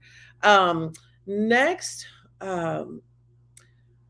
we're going to talk about passing the torch. At Carrie's Touch, we don't ever say that a woman has lost her journey or her battle with breast cancer. We say that she has passed her torch because she is leaving a legacy for those that are here left behind to pick up that torch and to carry that mantle. So we don't ever forget these brilliant and beautiful women of whose shoulders we stand on as we do this work. These are our ancestors. They are looking over us. They are guiding us, and they have all done phenomenal work in their time that they were here on earth. This is just a few of the amazing women. We don't ever want to forget them, and we use and we draw from their strength to empower us to move forward. So thank you, beloved women who have gone before us. We thank you for your love and for your energy and for your courage. And we accept the torch and we will keep moving on. Next, we would like to have a few words from our gold sponsor, Grail, to talk about the work that they are doing and their support of Carrie's Touch. Hi, my name is Megan Hall, and I am Senior Director of Medical Communications at Grail, a company whose mission is to detect cancer early when it can be cured. We are honored to partner with Carrie's Touch to further our shared mission of addressing health disparities. The earlier that cancer is found, the higher the chance of successful treatment and survival. But sadly, all too often, cancer goes undetected until it has progressed to an advanced stage. Using the most rigorous science and one of the largest clinical programs in genomic medicine, we at Grail are developing a blood-based early cancer detection test to change the trajectory of cancer mortality. Communities of color are unfortunately subject to pervasive health disparities, a higher incidence of cancer, and a greater burden of late-stage cancer diagnoses. For breast cancer, the subject of this event, even though advances in treatment have reduced breast cancer mortality overall, it has not equally benefited all groups. And this is one example among many others that illustrate the burden of late-stage cancer on communities of color. Multi-cancer early detection, or MCED, can complement existing breast cancer screenings to find more cancers sooner and bring early detection to more communities. MCED has shown the ability to detect dozens of different cancer types with a single blood draw. By identifying more cancers, including these deadly cancers that currently don't have any recommended screening tests at earlier stages before they spread, MCED could be the innovative breakthrough that helps turn the tide in the war on cancer and help address these health cancer disparities. We're proud to support Carrie's Touch, and we look forward to continuing these important conversations surrounding health disparities and our collective goal to end the threat of cancer as we know it. Thank you.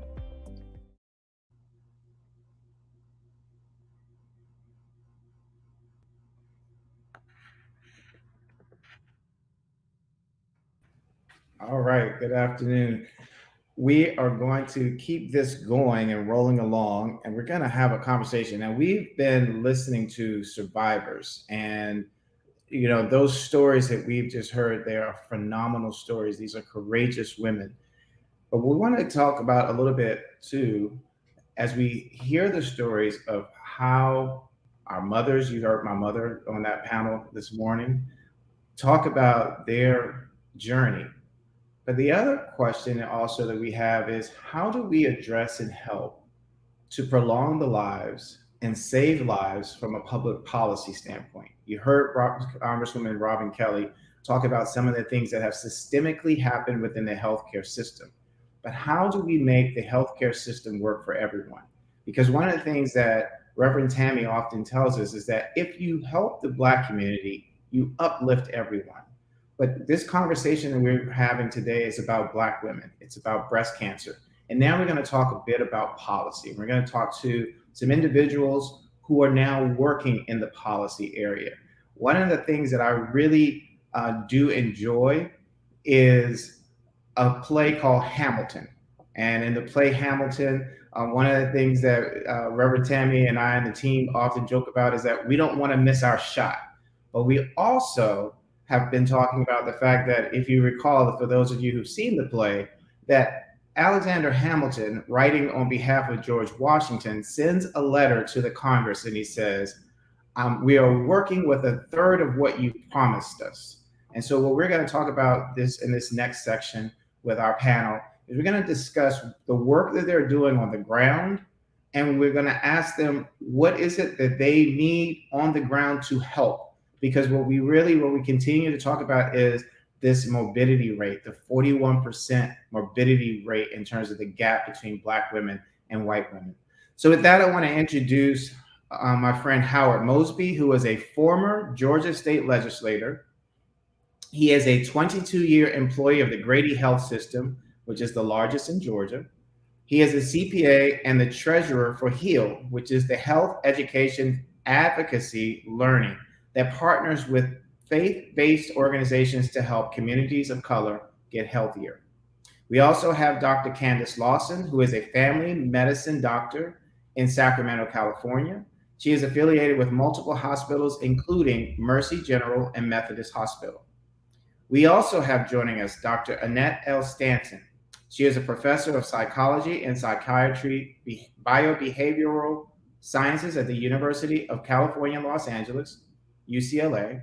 She conducts longitudinal research to understand the influences of personality and contextual resources and the quality of life and health of individuals diagnosed with or at risk of cancers, including cancer of the breast, eye, lung, and prostate.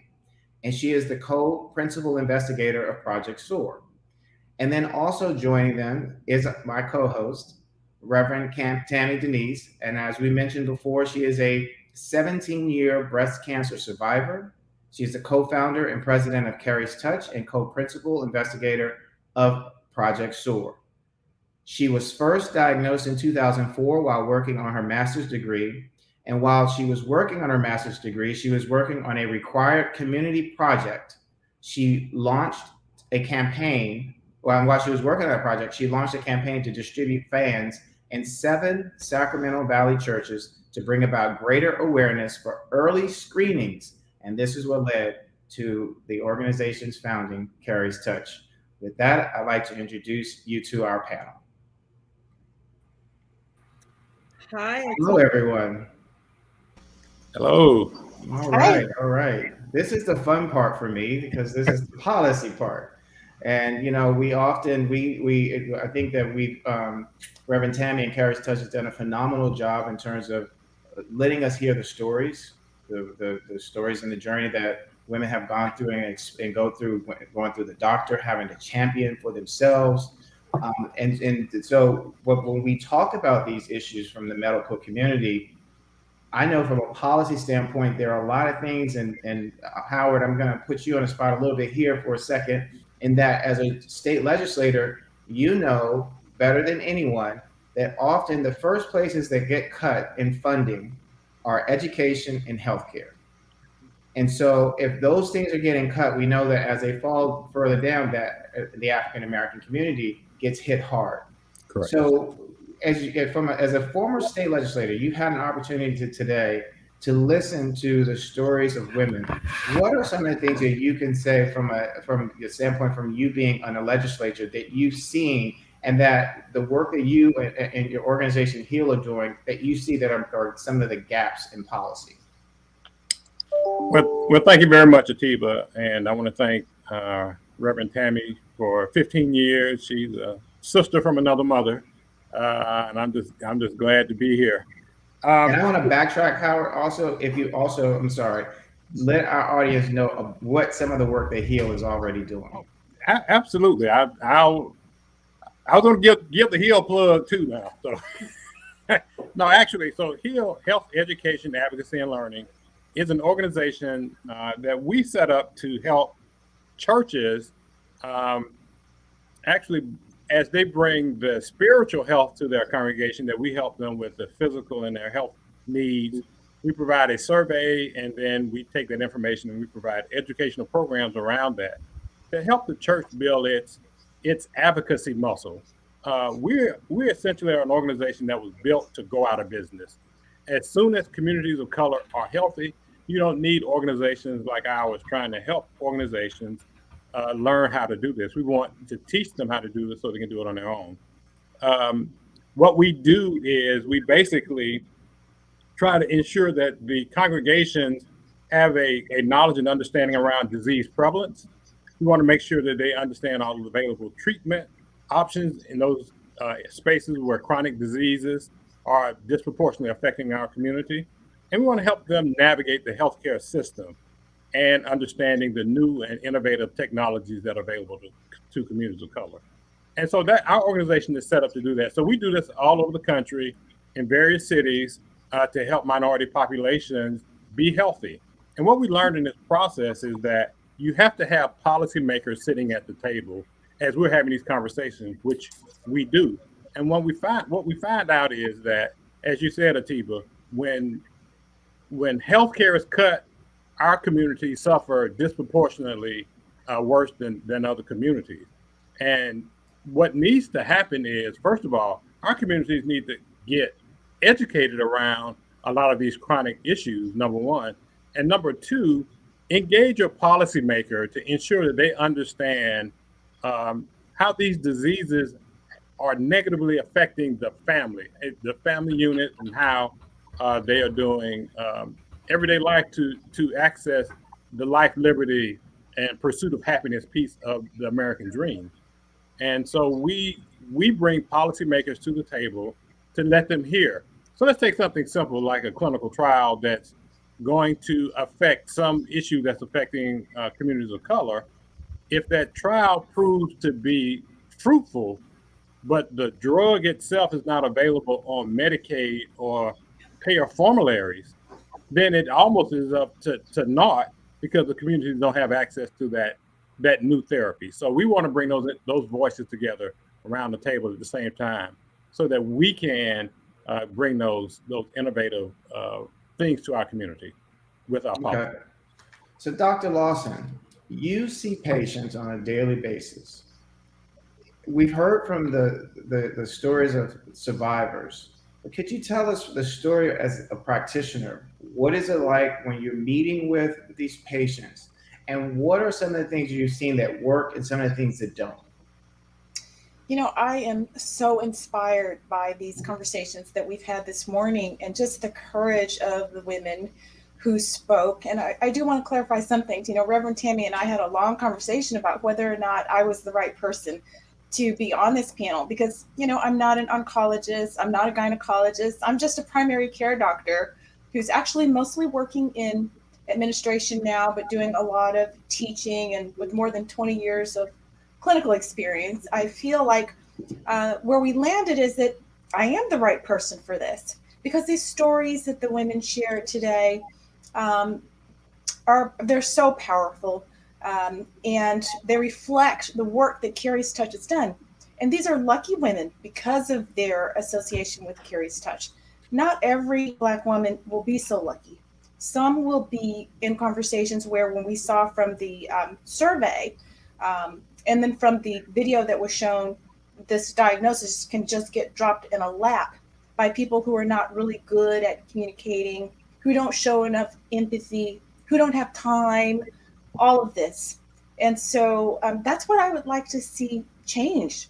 I would like to see that look different. I would like to see more diversity in the physician health force. Do you know that Black women are only 2% of physicians in this country?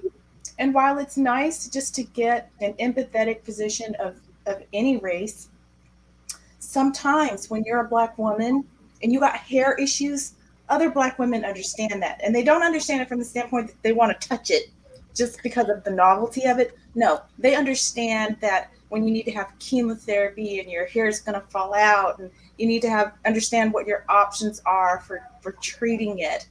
So I would love to see more diversity in medicine. I'd love to see a lot more other things, but I'll hush for now. All right. Reverend Tammy. Yes, sir. So, you know, when you and I, we've had quite a few conversations over the last few weeks as we were preparing for this. One of the things that continues to stick out for me, and the work that I've done in the healthcare field, has a lot of it comes back to clinical trials. You were part of a clinical trial 17 years ago. You went to your doctor. The doctor tells you don't have a good prognosis in terms of living. You make a decision that, well, I'm going to go into this clinical trial to help other women coming behind me. Mm-hmm. Tell me, what was it, and what was it that went into your thoughts in terms of joining this clinical trial, and at the same time, what you feel like you gained from it, and what is it that we can do to get more African Americans into clinical trials? Thank you for the question, Atiba. And so I'm just going to go back a tad bit. When my doctor was presenting me with treatment options, I was diagnosed early, but my cancer had already spread to my body. It was a very aggressive cancer, which is not uncommon in Black women. And so he found, and I also was 39 years old when I was diagnosed. I was a single mom 2 children at home, 1 child that had just recently left the home at age 18. And so this doctor comes into the office and presents me with the opportunity to participate in a clinical trial. And I asked him specifically, I said, well, how are Black women responding to this clinical trial? And he said, I don't know. And I looked at him and I said, absolutely unacceptable. There's no way you get to come into this office, present me with a treatment option that you don't know how women who look like me are responding in this treatment. And he said, well, you're right. I don't know, but I'm going to find out. And then he connected me with the researcher, and she scheduled a 30-minute appointment to go over possible side effects and such. And my late sister and co-founder and I sat down. And after 4 hours, she scheduled 30 minutes. After 4 hours, after we combed through 32 pages of possible side effects, I was appalled and annoyed, but I was motivated and driven. I was ready to have the conversation around diversity in clinical trials. And I said, well, I tell you what, no doctor will ever get to say that they don't know how Black women are responding, because I am going to participate in this clinical trial. And remember, I said I was a single mother, so I had 2 children at home, 12 and 13 years old. My family begged me to stop the clinical trial because I had such adverse responses to the trial, but I kept my researcher was amazing. She was right by my side. My doctor, my oncologist came on board and he partnered, and they were right by my side, walking me through the expectations of the side effects of these drugs, reminding me it's not the cancer, it's the cure. It's not the cancer, it's what's going to help save your body. And that type of education, that type of support is what drove me to start the trial, but more importantly, stay in the trial. Because what we know is a large number of African-American women default treatment because they don't understand the side effects and they feel like the chemotherapy is killing them, because chemotherapy is tough. It is tough, tough, tough. But if you have the people who are standing by your side, if you can build healthy patient-physician relationships, then more of our women can fight this disease and can survive this disease. And so that was my motivation for saying yes to a clinical trial. So you're also the co-principal investigator on Project SOAR. Yes. Tell us about how that came about. And then Dr. Stanton, I would like for you, because to chime in, because and I'm doing it this way first, because one of the things that really sticks out to me, Dr. Stanton, is when I was reading your bio, one of the things it says you conduct the longitudinal research to understand the influences of personality and contextual resources in the quality of life and health of individuals. And the fact that the two of you came together to do this and address this issue about how strong Black women are looked at in the healthcare field. So Tammy, Reverend Tammy, please tell us, first off, you just talked about being part of that clinical trial, then also how this came to be with Project SOAR. And then Dr. Stanton, if you could tell us more from your standpoint about Project SOAR, where this is going and some of the findings. Absolutely. And so before we begin, Project SOAR began with what's called a gathering. We wanted to make sure that this project was culturally competent and culturally sensitive and specific to Black women. So we held 4-hour gatherings. And when I first met Dr. Stanton, she said, there's no way you're going to get people to come, and there's no way you're going to get people to stay for 4 hours. And I said, trust me, I'm Black. I know Black women. We can do this. I just need your support. And she trusted me in that. And so what I'd like to show right now is a video from one of the gathering participants.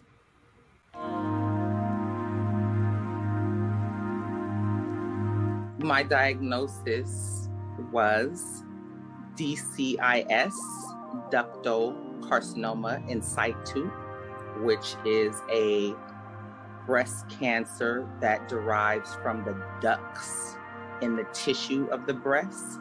So when women breastfeed, that is where the milk flows through. And so that diagnosis, for one, I had never heard of. I did not know even existed, and it is one of the most common breast cancer diagnoses. Absolutely. The diagnosis was given to me from a mammogram. And so this Black woman is always thinking multiple ways. So inside of me personally, I always have thought outside the box. So Tuskegee, testing, all of that. So I'm like, maybe they just want to rule out so many Black women in Sacramento at this time, these doctors. So yeah, let me make sure that multiple doctors are seeing this. I got the diagnosis. I was sent to UC Davis. And again, breast cancer is almost like a meat factory. You get a doctor's appointment. Oh, you have breast cancer. Okay, here's your doctor. Here's your oncologist. Like, what is an oncologist? Okay, why am I seeing an oncologist and a surgeon together? So for me, I'm looking at doctors that I didn't really know what they did, and then what their intention was. That doctor, they may see maybe 10 to 15 to 20 people a day. So that doesn't leave for a lot of empathy, nor a lot of intentional care, maybe. I absolutely saw not one, not two, not three, but 4 different doctors. My treatment process entailed a lot. Even thinking of it, it makes me think like people just want you to spur out things, but it's not. It's so much in between. So it's almost like a paragraph. You remember how the teachers would tell you to write a bubble and put all these little lines. So my treatment in an overall sense was right breast mastectomy, lymph node removal, underarm surgery, IVF treatment, 18 weeks of chemotherapy, 5 weeks of daily radiation, liver surgery, reconstruction surgery, which I will be doing on Monday, September the 27th. So within all of those, it's been a 2-year span, and all the things in between, like weekly labs, PET scans, CTs, you name it. It's been in conglomeration with those surgeries, as well as those treatments, as well as those procedures in this 2-year time frame.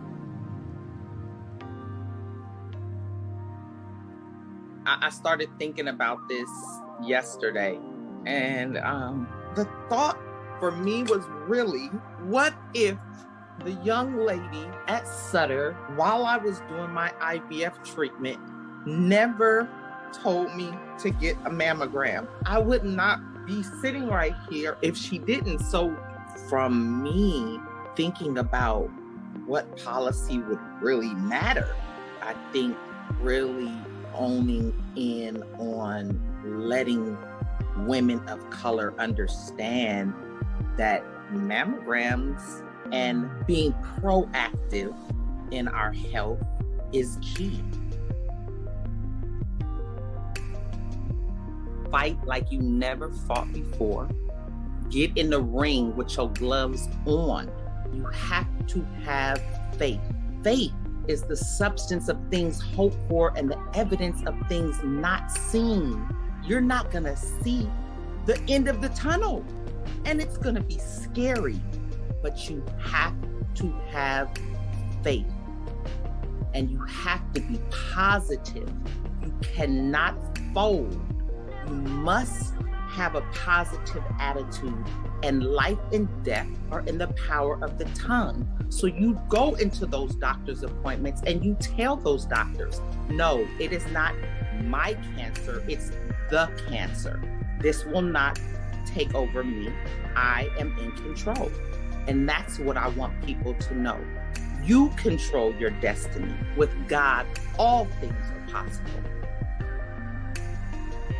At the time, I didn't want to talk to anybody that wasn't already in my circle. I wasn't interested in anyone coming in to tell me something about their journey because cancer was so far-fetched to me. I was on the defense. And the first time you invited me to the Bay Area for the SOAR project, I was like, I am not going to this. Period. I was like, I'm not going to it. I don't want to hear anyone's story. I don't want to hear the stories. And in my mind, I thought breast cancer was for old people. I thought it was like, I don't want to sit with grandmas and I don't want to do that. I didn't. But when I went, it was one of the most remarkable experiences I've ever experienced. For one, because I was in the room with about 20 to 25 women of all ages, women in their 30s, in their 40s, in their 50s. I could relate to, and then the 60s and 70s. But as I sit this day, I still remember the story of the 70-year-old woman, and she was catching the bus to her chemo treatments. In the middle of her treatment, her Medi-Cal or Medicaid stopped, and she wasn't able to finish her treatment. So every time I got a treatment, I thought of the vision of that grandmother that was 70, that didn't have a ride to her treatments, that got on the bus to her treatments, and in the middle of her treatments, her medical stopped. So that is what gave me strength. If I wouldn't have been there that day, I probably would not have had the tenacity to push forward in the trenches when I couldn't even get up to have the strength to go.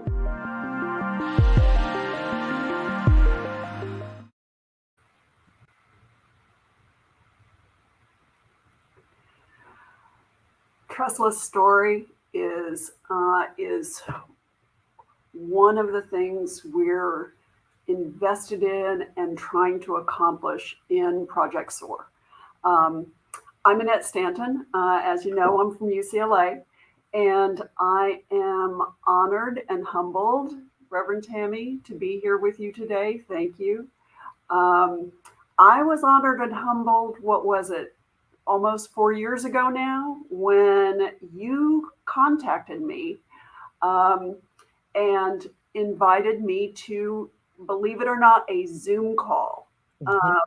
Before the pandemic, we were on Zoom, and you said you wanted to talk to me about a research proposal. And I want to thank the California Breast Cancer Research Program and the Breast Cancer Research Foundation, who are funding Project SOAR. SOAR, by the way, stands for Speaking Our African American Realities. And it is the brainchild of Reverend Tammy. She came to me with her vision of uplifting the voice of Black women with breast cancer, her vision to achieve health equity for Black women with breast cancer, her vision to enhance the lives of Black women with breast cancer. And that vision, you can see today that Reverend Tammy is an incredibly compelling person. And Reverend Tammy, when I heard you, I was in. And I just told you that Reverend Tammy invited me to think about putting together this research proposal with her as co-principal investigators. She invited me, but actually she was checking me out. Because would she have preferred a collaboration with a Black scientist? Yes. Yes, she would have. And you might have noticed that I'm not Black. And Would she have preferred that? Yes. Was she willing to take a huge risk with a white researcher? Yes. But she was checking me out, and rightly so, because she knew Tuskegee. She knew Henrietta Lacks. She knew the current treatment in the medical system today of Black women with breast cancer. And so I'm humbled that she ended up choosing me. Dr. Stanton, I just want to jump in really quickly and say you're the right person. You know, we checked you out thoroughly before you and I even got on the call. Another partner of Carrie's Touch, who is just a phenomenal researcher in her own right. I just have to give love to Terry, who's actually not on the call today because she's being ordained right now. She is being ordained. So Terry McClanahan, we love you. We love you. We thank you. But Terry had checked you out, and Terry came to me and said, okay, I found somebody that I think is going to be a perfect match for us. And she goes and she's talking to me in this very hesitant voice. And I'm just like, okay, what is she, tiptoeing around? And she said, okay. And then she gives me your credentials. And then she goes, there's one thing. And I go, she's white. And she said, she's white. And she goes, just call her, just call her, just call her. And you're right, Dr. Stanton. I was concerned because I was very well aware of Tuskegee and the atrocity that happened with that trial that only ended about 30 years ago. And I was very well aware of Henrietta Lacks and her cells being harvested without her knowledge or permission. And because of the HeLa cells, I'm alive today. And so I was aware of all of those things. And I was aware of big academia coming into community spaces, raping us for what they want and just leaving us there to die. And we never know what is going to come out of it. And, UCLA carries a lot of clout and a lot of credit and a credibility. And I just didn't want that to happen with this vision and with this idea. So you came on board, and in our first conversation where we both were very hesitant, you were going away to do self-care, and I was, hesitant just because. And here you are, and here we are, after having gone through numerous Herculean acts to get from that first concept letter to where we are today. And before we go any further, I just want to take a second. I got this morning. I don't know if you can see it. That is Tresla. Tresla had her surgery on Monday, and she sent us a photo to wish us well today in this segment and to show that she is still being the superhero that I call her to be, and she is doing well. I am so glad to hear that. Yes. And, I also knew that history of researchers, scientists coming into the Black community, gathering data and dropping out. And your deep commitment to not have that happen with Project SOAR.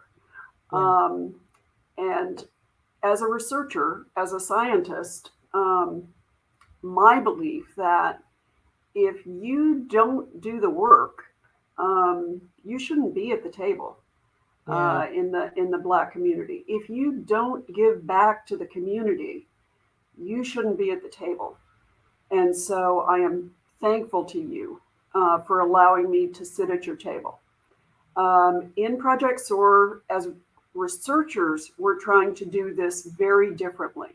And so let me give you one example, and then I'll tell you about a little bit about the findings of Project SOAR.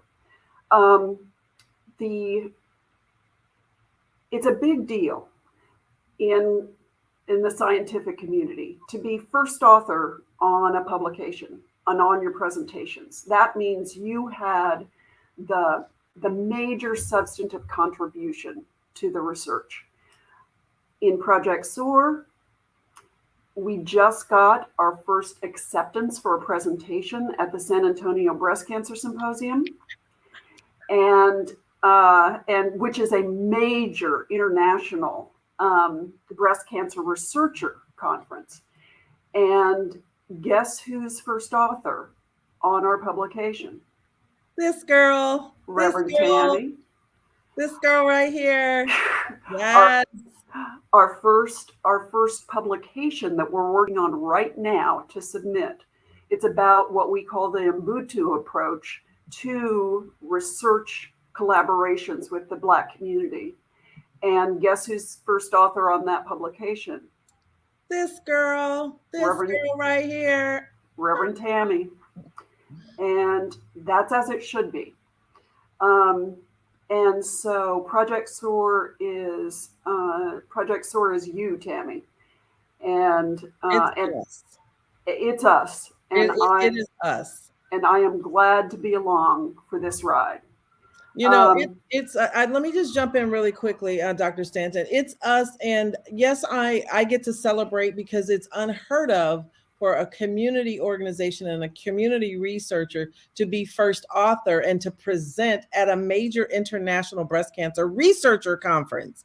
That I don't have a medical degree, I don't have a doctorate, I don't have any of that stuff. I'm a community researcher with a heart and a passion for making breast cancer better for all women. However, that couldn't happen without you, Dr. Stanton, and your personality and your commitment to giving back to the community. And let's just call a thing, using your place of privilege for good, using your voice as an ally to affect change. And so it is not just me. Yes, God blessed me with the vision and the idea and all the groundwork and the empirical data that I brought and presented to you to start this project.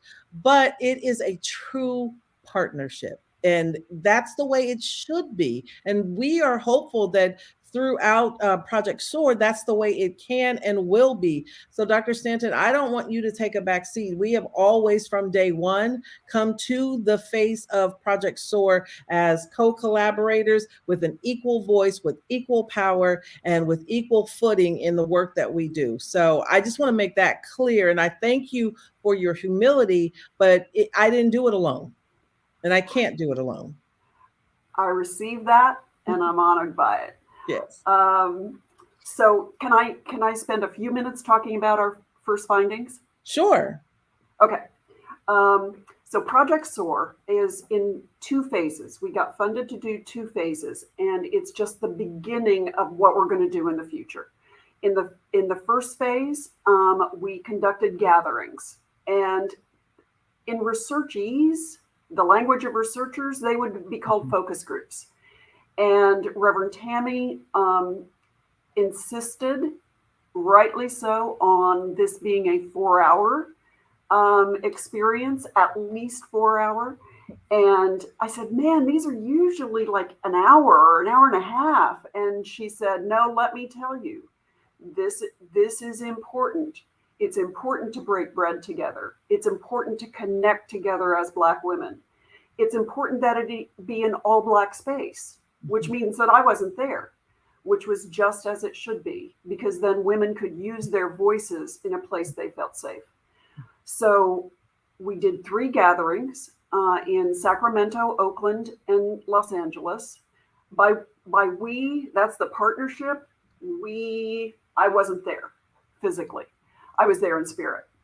And Tammy led them along with our fabulous PhD student, Kimberly Martin. Shout out to her. And the gatherings were designed to give women a voice and to think about the strong Black woman schema. Some people call it the Black superwoman schema in their lives, and what it meant in the breast cancer context. So I just want to give you a few quotes from Black women in the gatherings about what it meant. And to them, first we ask, what is the strong Black woman? What does that mean to you? All women had heard about it in the gatherings. And they said, they said a few very important things. One was the strong Black woman is you do and you do and you continue to do no matter what. So the strong Black woman is the strength, and no matter what, she continues to do. That leaves sometimes little room to take care of herself. And we saw that in these gatherings. Another woman said, what does the strong Black woman mean to me? It means no complaining, no crying. You do this role in life without acknowledging your emotions, without telling your story, as we heard so eloquently this morning. And so those are the essence of the strong Black woman schema, historically grounded in being enslaved, historically grounded in the role of Black women in American society. The second phase is a quantitative survey. More than 100 women have taken the survey, and we are so excited. We are analyzing the data right now, and we're incredibly excited to be able to share the results with you as we learn them. But what we're seeing are strong themes of how strong Black women both are challenged by their history and by racism today. We also see the incredible strength in self-advocacy, in having a tribe, and in the sisterhood that Black women bring to each other.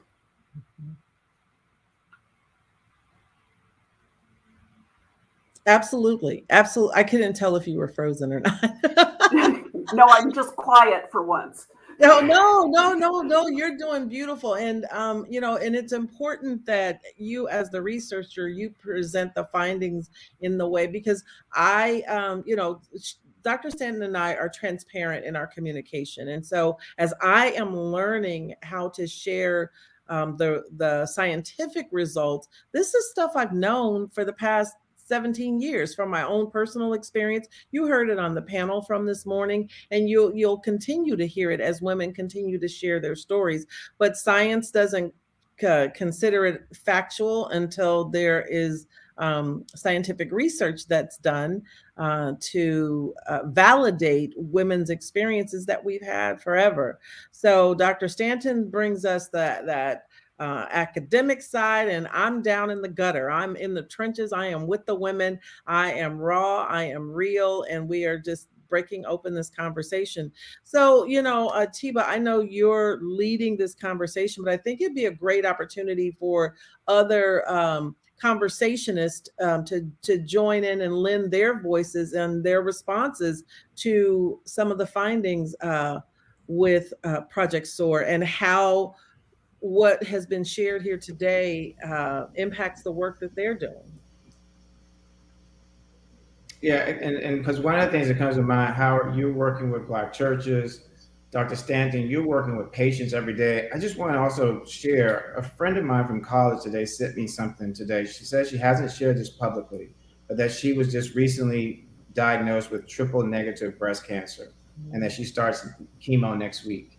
And I want to mention that because, in terms of what these findings, and Reverend Tammy, in terms of, being able to reach African-American women who don't typically come out and share their stories, how, from the standpoint of HEAL, how are you all reaching, a lot of times within our communities, we will say, let go and let God, but we don't necessarily go to see Dr. Stanton and listen or actually follow and stay in compliance with what she says that we need to do in terms of that path. What are some of the things you're hearing from Dr. Stanton and from Reverend Tammy in terms of from what they've been doing with Project SOAR, that you may be able to reach other people through Heal to be able to bring more people to so that they can have more data, but at the same time taking that data and being able to help the women that you all are reaching. And then Dr. Dr. Lawson, what are some of the things too that you come in terms of day-to-day with your patients that you may be able to also help to lead them, so that, because data in the science, when we talk about policy, if we don't have the data, we can't address the policy. Mr. Mosby, I think, is speaking and he's on mute, and then I'll follow him. No, I was going to let you go first. That was exactly Okay, so from the day-to-day clinical experience, thank you so much for asking that question. I want to piggyback on what Dr. Stanton was saying about the findings about women and our Black women and our strength. And so how does that translate in an exam room? For me, as a Black woman, I see that strength and I embrace it. But if I don't understand that, if I don't come from the culture, I can be put off by that strength. And then we get the entry of this angry Black woman trope. And then somehow that becomes a barrier between women really getting empathy and care, some of what we need to really provide good care for patients. So how do we bridge that gap? That's one of the questions. And then when we talk about policy, Mr. Mosby, how do we've been having a lot of conversations after this COVID pandemic. It kind of pulled the curtain back and let us see that we've got this really weak public health infrastructure that really needs some attention. And then Dr. Stanton, as we talk about research, how do we transform it so that, the scientist in us wants to be objective, unbiased, and focused on data, but the people who experience this can feel it is very cold, off-putting, and that creates another barrier for trust with between us and the people that we ostensibly want to help. So I just want to throw that ball to the two of you, and either one can answer. All right. Well, I'll take a piece of it. So the Tressler story actually is important here, where she talked about the 70-year-old breast cancer survivor, that's what we're going to call her. Got on the bus every day to go to do her treatments, and then Medicare or her insurance stopped in the middle of her getting treatment. This is why it's important to engage with policymakers. They need to understand that decisions that they make have a real life impact. As a matter of fact, a lot of times when laws are being passed, it'd be great to have some names up there of showing the impact of individuals that they are disproportionately hurting when they do policy X versus policy Y. And that was huge for me. And it's the work that we do in Heal to try to bring policymakers and the church together to understand the church also has a voice and a responsibility in this process to try to assist the congregation and the community that they serve to be an active participant in their own healthcare, and understand that in order to move the needle in this, it actually is going to take their arms, legs, and feet to make a difference here. Nobody else is going to pick this up. They're going to have to do it and bring a policymaker along with it. And I'll turn it over to Dr. Stanton. Mr. Mosby, I couldn't agree with you more, and thank you for the question, Dr. Lawson. I think that the research data sound cold, but I would agree with Mr. Mosby here. If you put a face on it, especially if you put a Black woman's face on it, and Tammy's face on it, of doing a clinical trial, and in part being saved by that clinical trial. If you communicate the data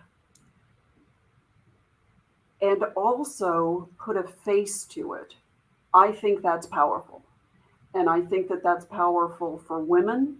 And I hope that it's also powerful for policymakers who control, frankly, in part control the funding.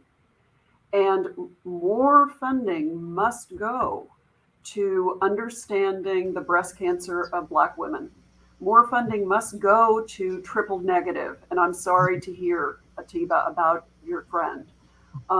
When Black women are more likely to be diagnosed with triple negative breast cancer. And so that funding has to go to the science. And Reverend Tammy talks about ethnocentric clinical care pathways. The more we can put the face of the Black woman on the data, the more power we have. So it's interesting you said that. And when you just said that, Dr. Stanton, I'm going to kind of go into pop culture for a second.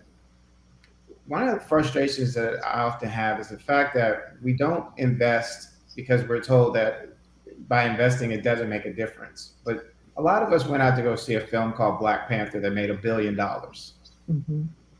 A lot of people watched a show on Netflix called Bridgerton and another one called Lupin, and they were the two number one and number two highest watched shows on Netflix. We don't humanize these stories enough. And so I want to go back to Reverend Tammy. In terms of the clinical trial, you went into this clinical trial. Did you come in touch with other patients? Did you recognize that there weren't other African-American women like you? But now today, 17 years later, after going into that, what are your feelings in terms of when you're talking to other women, because you've had this experience, because what you went through in that standard of care is helping other women today? What is it that you can say to women out there who may be questioning going into a clinical trial or coming to a Dr. Stanton and giving data to the research that you all are doing with Project SOAR? You know, I personally think I'm a huge advocate of clinical trials, and I'm a huge advocate of healthy patient-physician relationships. And that is where the crux of ethnocentric, patient-centered care pathways lies.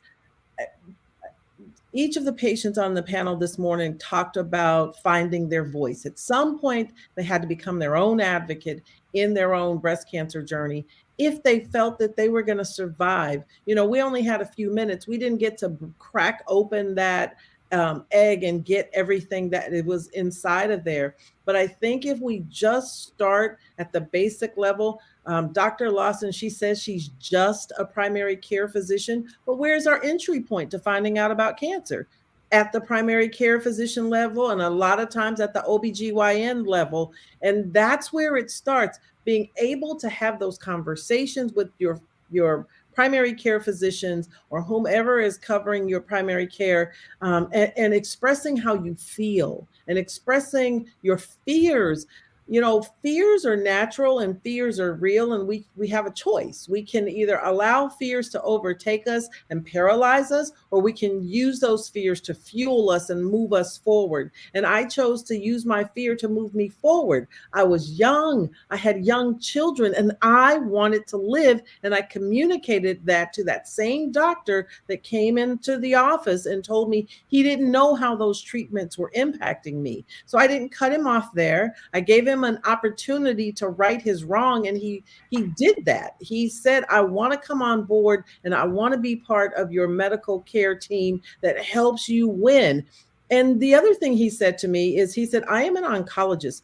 My sole purpose is to rid your body of cancer and to make sure that you are in the best possible position to not ever get cancer again.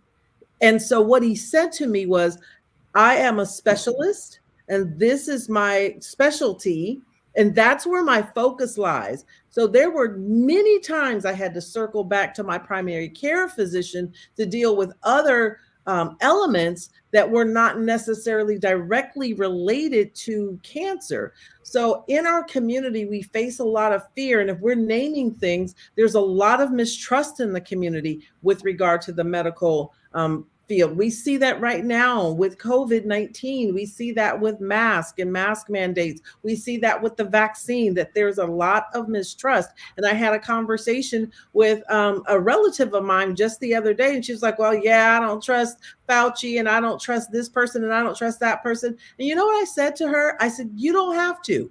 How many people do you personally know that he either gotten COVID or died from COVID? I said, forget the CDC, forget all those people. Who do you know in your life right now that is suffering from COVID? So you know that it's real. And then she was like, oh, wow, I hadn't thought of it like that. So we've got to take healthcare from this big anonymous place. It's almost like God. You know, a lot of people have a problem with God because God is so big and God is so untouchable that people don't feel like they can have a connection with God. And I disagree wholeheartedly. I believe that God is right here. God is close. And the same thing with healthcare. It's right here and it's right close. What Tresla didn't say in her video was that woman who was on the bus, that woman who lost her medical care in the midst of her chemotherapy, she was sitting in the room with her. And that's the part you have to recognize. She was sitting in the room with her, telling her story.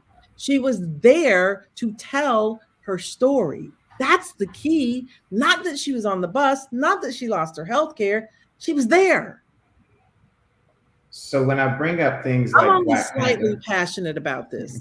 so when I bring up stuff like Black Panther and Bridgerton and Lupin, even Roots, most watched television series ever, I bring them up because there's something that happens when people invest in Black communities. Yeah. And if we invest, if we can see the same way of the healthcare system and the companies investing in Black communities and collecting the data and finding the Henrietta Laxes, the Tuskegee, the people who were in the Tuskegee experiment, who were unfortunate in terms of how they were treated. But if you treat us right, there's so much more that can be gained, not just for the Black community, but for everyone. But you just have to let go of that fear, as you said, in terms of Reverend Tammy, in terms of what it was, in terms of what you're talking to people about. If we let go of fear, if we invest, as Stokely Carmichael once said, there's strength and power in diversity, like this relationship that you and Dr. Stanton have with Project SOAR. So listen, we need to wrap up, but I want to ask each one of you, before we wrap, if you were to talk to a policymaker, one or two things that you would suggest that those policymakers go in their next legislative session to push and not give up until they get it passed, in order to help close this gap in the 41% gap that we keep talking about with Black women and white women, what would it be that you would urge your policymaker to work on? Well, for me, I would say that we have to, in the same way that we're rebuilding the infrastructure, we need to rebuild our public health infrastructure. What would it look like if, when you went to your hairdresser or your church, if you could find public health in your community? What would it look like to have somebody like Reverend Tammy sitting at the table as we redesign public health and rethink it? And in the same way that you had Shonda Rhimes at the table for Bridgerton, what would it look like if we reimagined these things to make public health more effective? What would it look like if somebody 70 years old didn't have to worry about their Medi-Cal expiring for whatever reason, you know? So, but public health infrastructure would be my bid. And for me, I think that the humanization of the policies that they make, that they need to actually start the process of walking a mile in somebody's shoes. That it's easy to make it. It's almost like bloggers do on PCs. It's easy to make decisions when you don't have to face the individuals that you're actually doing policy for or against. That they need to go out and see the things that they're doing, the effects that they're having on the community. The other side of that is, I want our community, specifically the faith community, to spend more time at their state capitals, because that piece is missing. Huge. The time I spent in the legislature, the only time that I saw the faith community at the Capitol is when weird issues came up, and they felt like that they had to go and advocate and protect God when God has this. He has this. But people losing Medicare coverage, people not having access to quality health care, they're absent in the game. So show up during the legislative session. And I'm going to chime in right there. And I love what both of you have said. And I will just throw this in really quickly. I know we have to wrap up. I remember when I was first diagnosed, and I was very much like Tresla in that I didn't believe it. I was like, wait, what? I'm young. It's an old people's disease. And so what? And so me being a woman of faith, me being an ordained clergy person, the Bible tells us when you're sick, go have the elders lay hands on you. I went to church. I had the elders of the church lay hands on me. They had hands at the top of my head. They had hands throughout my body. They had hands at the bottom of my feet. So I was covered. And in that moment, I was in the pulpit and I had my arms in the air and I felt my healing. I felt it. Our scripture for Carrie's touch is, if I just touch the hem of his garment, then I will be made whole. Or in some versions say, I will be healed. And I felt that I was healed. I felt it. And huge conjunction. And God said, girl, go to the doctor. Girl, take that chemotherapy. Girl, participate in a clinical trial. Girl, take these other medications, because the work that I have assigned for your life, you're going to need this understanding and this education. And God has used me to travel the world to build a bridge between healing, healthcare, and God, that they all work together in conjunction to save our people. And so, people of faith, God is, yes, God is. And so are our medical professionals, and so are our policymakers. So together we make this thing work. And so that probably should have been my closing statement, but there it is right there. So Dr. Stanton, on to you. Okay, I have to say three things. What I'd say to policymakers, obviously we need more research for Black women and men with breast cancer. More funding for research. Second, we need advocacy for public education for all the public, because education is key. Knowledge is power. Third, we must, to have a voice in the Black community, we must speak out against voter suppression. And so I'm thinking we have to deal with the systemic problems in order to promote health equity for all, and specifically in today for Black women with breast cancer. Wow. Well, listen, I want to thank each one of you for joining us this afternoon. I think it's afternoon now on the West Coast. But for this conversation, because we often can talk about the issues and the problems and the challenges. It's now it's as Dr. Lawson said, it's reimagining. And so we've got to reimagine the way we do these things, and we've also looked at the fact that we may sometimes lose, but we don't necessarily mean that we lose altogether, because we just got to continue finding other people to lock arms with and to keep on moving forward. As a civil rights movement song, "We shall overcome," we will overcome, and we'll overcome, but we cannot do it unless we do it together. And that means getting allies and reimagining just the way that we do these things. So I want to thank each one of you for participating today on this panel. I look forward to seeing those findings from Project SOAR and being able to share them on my networks, and I hope that others out there will do the same. So thank you very, very much, and we'll give you back your afternoon. Yes, I echo Atiba's sentiments. Thank you so much for being here and for lending your expertise. We are truly grateful, and better because you're here. Thank you. Thank you. So I think in some of the notes that I've been getting now, it's time for a dance break. I know you have been sitting around for a while and you want to move your muscles. We've been talking about health. Well, part of that health means being able to move our hands and get some music and get some energy, because we got another panel after this with Mrs. Karen Sock, But before we go to that, let's get our dance break in and get everybody stand up, move around, Everybody sing if you want stand up to. and move around. Everybody stand up and move around. Yes, yes, yes.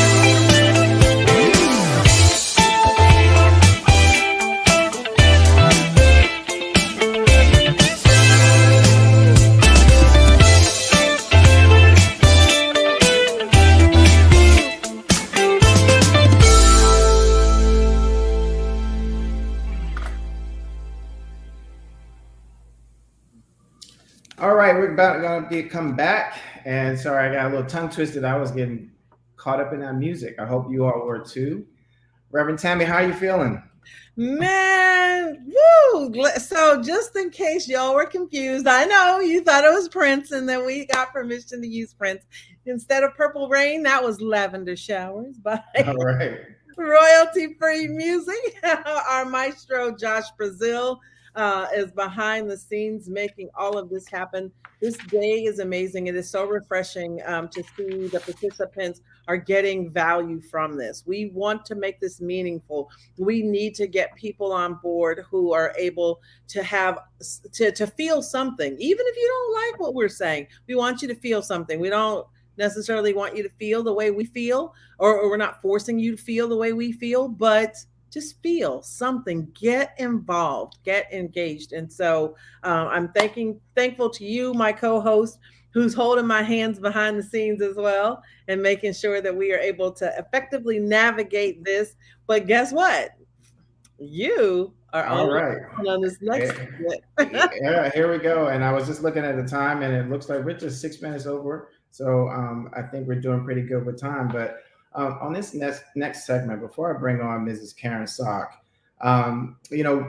this is a topic, and I've shared this on social media, that with breast cancer, that's very personal to me.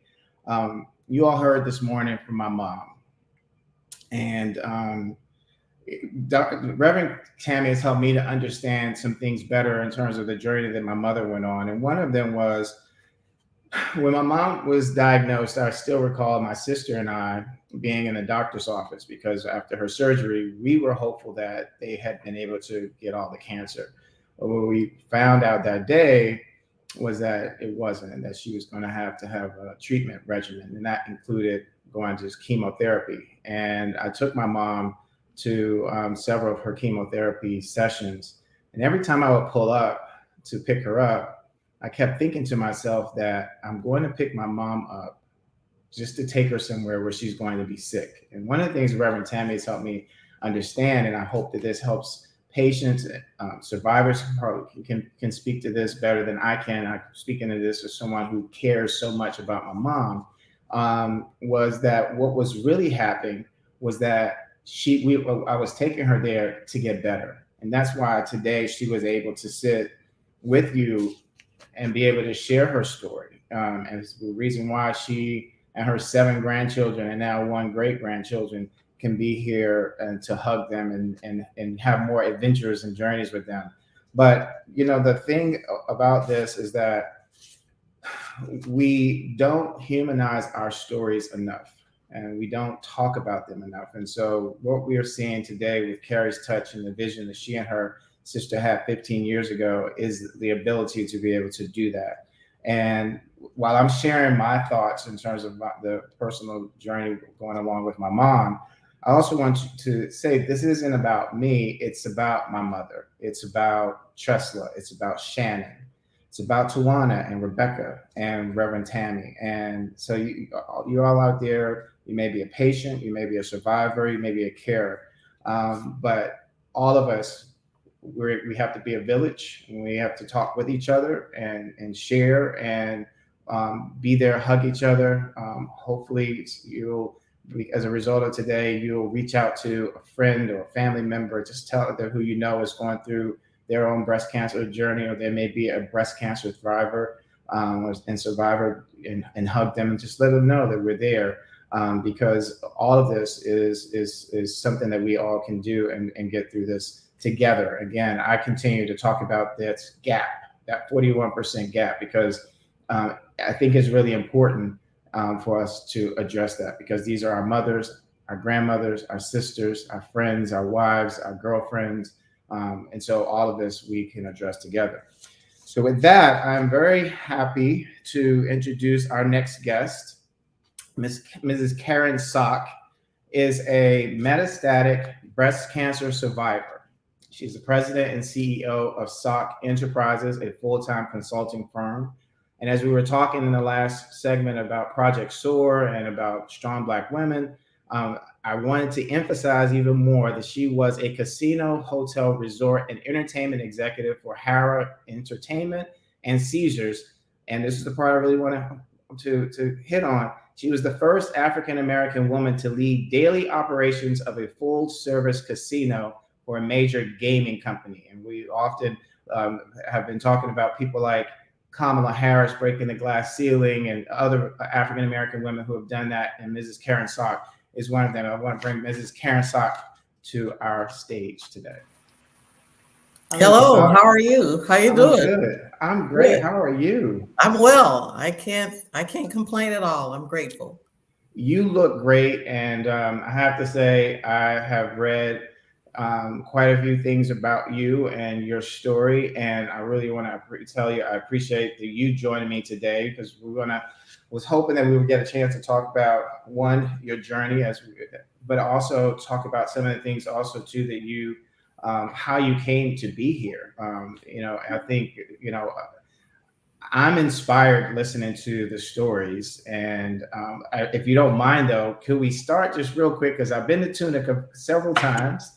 Okay. And Reverend Tammy and I have often talked about, I don't want to miss my shot. And I would assume that some of my friends probably go into casinos and say they don't want to miss their shot, so they get to, but in terms of your work in the gaming industry, in terms of, and then your journey through this, I would, how did you come about? How did you get diagnosed? And then what has your journey been since then? I was in the shower in 2010 in the fall. It probably was mid-September, and I felt a lump under my right breast. And I mentioned it to my husband, and I made a couple doctor's appointments, but then I canceled them because I was really busy. And my husband finally said, Karen, go to the doctor. So it was just before Christmas in 2010 that I went and had a mammogram. And it was interesting, when I looked at the text space, it occurred to me that something wasn't quite right. So she asked me to have a seat and wait for the doctor to come back in the room. And he called me in. He put the film up on the screen, and he said, I see something here that looks a little unusual. I don't know if it's solid. I don't know if there's liquid in it, but I know it shouldn't be there. So we should make an appointment to have it removed. So right after the first of the year, we made an appointment, and I had the lump removed. And the next day, the doctor called to tell me that I had early breast cancer. And when you hear that, it's kind of like an out of body experience. I didn't hear much after that. And so I had a conversation with my husband and our daughter, and the surgeon told me that I needed to go see my local oncologist. So I went to see her, and we talked about what was going on. And she said, I would really like for you to have an oncotype test because it can predict to a high degree of certainty based on those tissues whether or not it's likely for your cancer to return. So she did the oncotype test, and it turned out that it was unlikely that my breast cancer would return, and that the makeup of the breast cancer was such that I would not even benefit from chemotherapy. So we had one adult daughter, that's our only kid, and she happened to be working in Columbus, Ohio, 4 miles from the OSU Cancer Research Institute, and she insisted that I come there with my husband so that she could be a part of what was going on. She wanted to know what was going on. So we made an appointment to go there. I had a margin surgery there to remove more of the tissue around the location of the cancer to make sure that it was all gone. And the doctor there spoke with my oncologist here in Mississippi. I live in Biloxi, Mississippi, and they agreed that I should have 33 radiation treatments. So I came back. I had my 33 radiation treatments, and I'm thinking, okay, I'm done. And at the time, I was working in a casino, and my boss knew what was going on. I said, please don't talk to me about it unless I talk to you about it. And he said, okay. So we didn't have any conversations about that. I also had a sentinel lymph node test. And the beauty of going to a research institute is that anything new that happened in research, I was going to be made available to me. So the research had just come out where you didn't have to have all your lymphs removed. So when they did the sentinel lymph node test, where they shoot the dye into the breast, and any lymph that are affected with the cancer would light up, 2 lit up, and they removed those 2. I do not have lymphedema or anything like that, so I'm very grateful for that. So after my radiation treatments, I thought everything was good. So in July of 2014, my husband was planning his first family reunion, and we were going to host it here at our home. So we were running to do some last minute shopping, and we went into a major retailer, and it was raining. So as I walked into the door, it was raining and wet. I slipped, went up in the air, came down on both my knees and on my left shoulder. And I shook it off. The store people came running. They took a report. And there happened to be a guy coming toward me with a mat, but he came after I had already had my slip and fall. So anyway, they were all worried. And so I said, I'll be okay. And so for the next few days, I was sore. And in a few days went from July of 2014 until March of 2015. I went to my primary care doctor a couple times. There were multiple x-rays, and he didn't see anything. Karen, there's no broken bones. I don't see anything unusual. So finally I said, there's something wrong here. So he sent me for an MRI. And when I came back to get the results, the color had left his face. And he said, Karen, I am so sorry. He said, you either have a very bad infection or your cancer has returned. You need to go see your oncologist right away. So I went to see my local oncologist, Dr. Allison Wall, I love her. I have her cell number. I text her, she texts me. So we're very good. So I go to see her, and she says, I'm going to send you for a biopsy. So she sent me to the hospital. They did a biopsy, and there was also a spot on my right hip. So it turns out that I have metastatic breast cancer. And honestly, I had never even heard the term metastatic prior to my diagnosis. So I come home, have a conversation with my husband. Dr. Wall says, I want you to see the neuro-oncology surgeon, and I want you to go and see this reconstructive surgeon. So my husband and I go to both appointments, and he said, Karen, we need a second opinion. So we went back to the Research Institute in Columbus, Ohio. And there we met with an oncologist and a neuro-oncology surgeon. And that surgeon said, so the local person in Mississippi said, I think you need to start radiation and chemo right away, and we're going to remove the vertebrae in your neck that has been affected by this tumor. We're going to put a fake one in, rack it with titanium. And I said, have you done this before? And he said, rarely. So I said, thank you. So we go to the Research Institute in Ohio, and the oncologist said, I'm going to start you on a tablet called letrozole. And I've been taking that letrozole ever since. And then I went to see the neuro-oncologist, and he said, Karen, I'm a surgeon. I would love to operate on you. However, you're young. And at the time I was 60 years old. You don't have diabetes. You don't have heart disease. I'd like you to take a journey with me. And I said, well, I'm a betting woman, so we could take a journey. He said, I'd like to see what the medicine does and what the cancer does. And I want you to come back in 3 months. So I went back in 3 months, and the tumor had begun to shrink. I went back in 6 months, and not only did the tumor shrink and I didn't have any pain, but new bones began to generate around the perimeter of the tumor.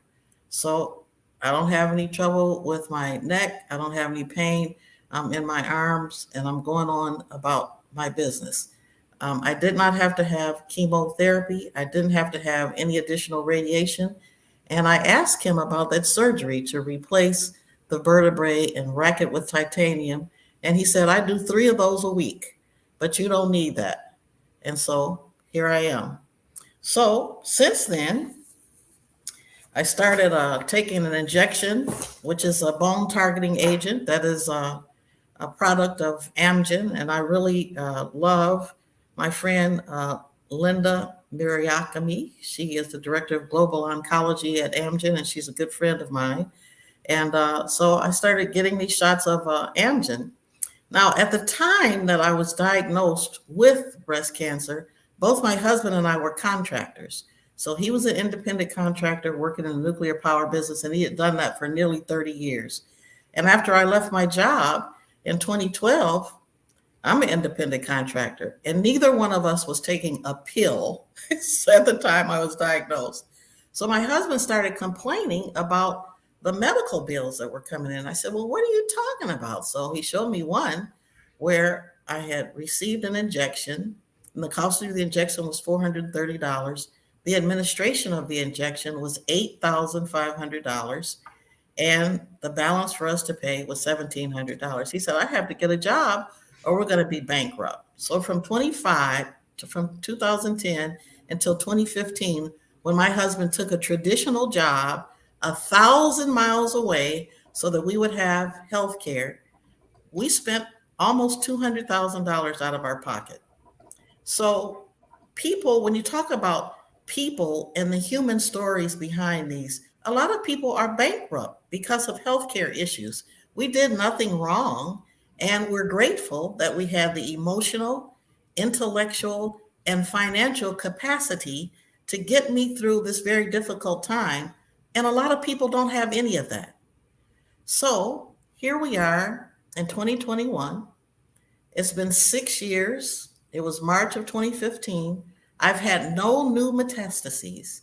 I see my local oncologist, Dr. Wall, who I told you back about at Memorial Hospital. She's a wonderful lady, and the team there are just really good for me.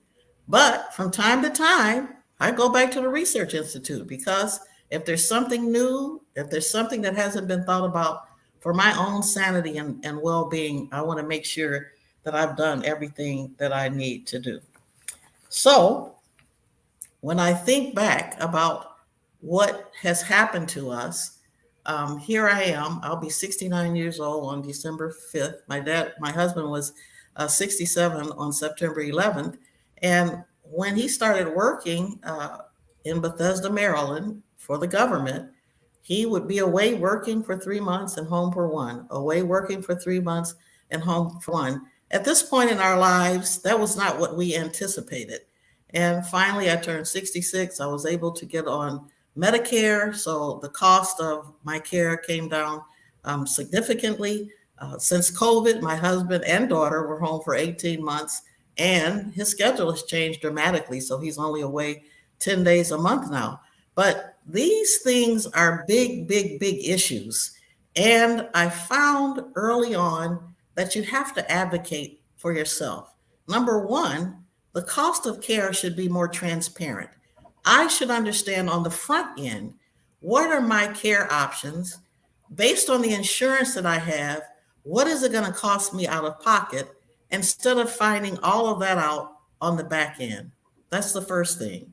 Secondly, you must be comfortable speaking to your healthcare professional because they are healthcare professionals, but you need to have a vested interest in the healthcare plan that you embark upon, because all healthcare plans are not equal, all insurance is not equal, and all medical professionals are not equal. So it's very important for you to speak up. Every time I went to an appointment, either my husband or my daughter were with me, and if they were not, a friend was there, and they would tape the conversation so that we didn't miss anything. Sometimes I was emotionally not listening at all to what was going on. I'm already there. I really don't want to be here in this situation, and I'm not hearing everything that I should hear. So it was always beneficial for someone else to have ears and eyes listening to what was going on. When I think about how I got through this, I don't know that everyone thinks about their family first, but my husband and daughter are my champions. They're my ride or die. They watch me like a hawk. They make sure that they're with me when I go to any medical treatment. If there's anything different going on with the way that I'm feeling, they'll ask me questions and make sure that we make appointments quickly to go to the doctor to find out if there's anything new going on. We walk together. I usually walk 4 days a week, 2.5 miles at least.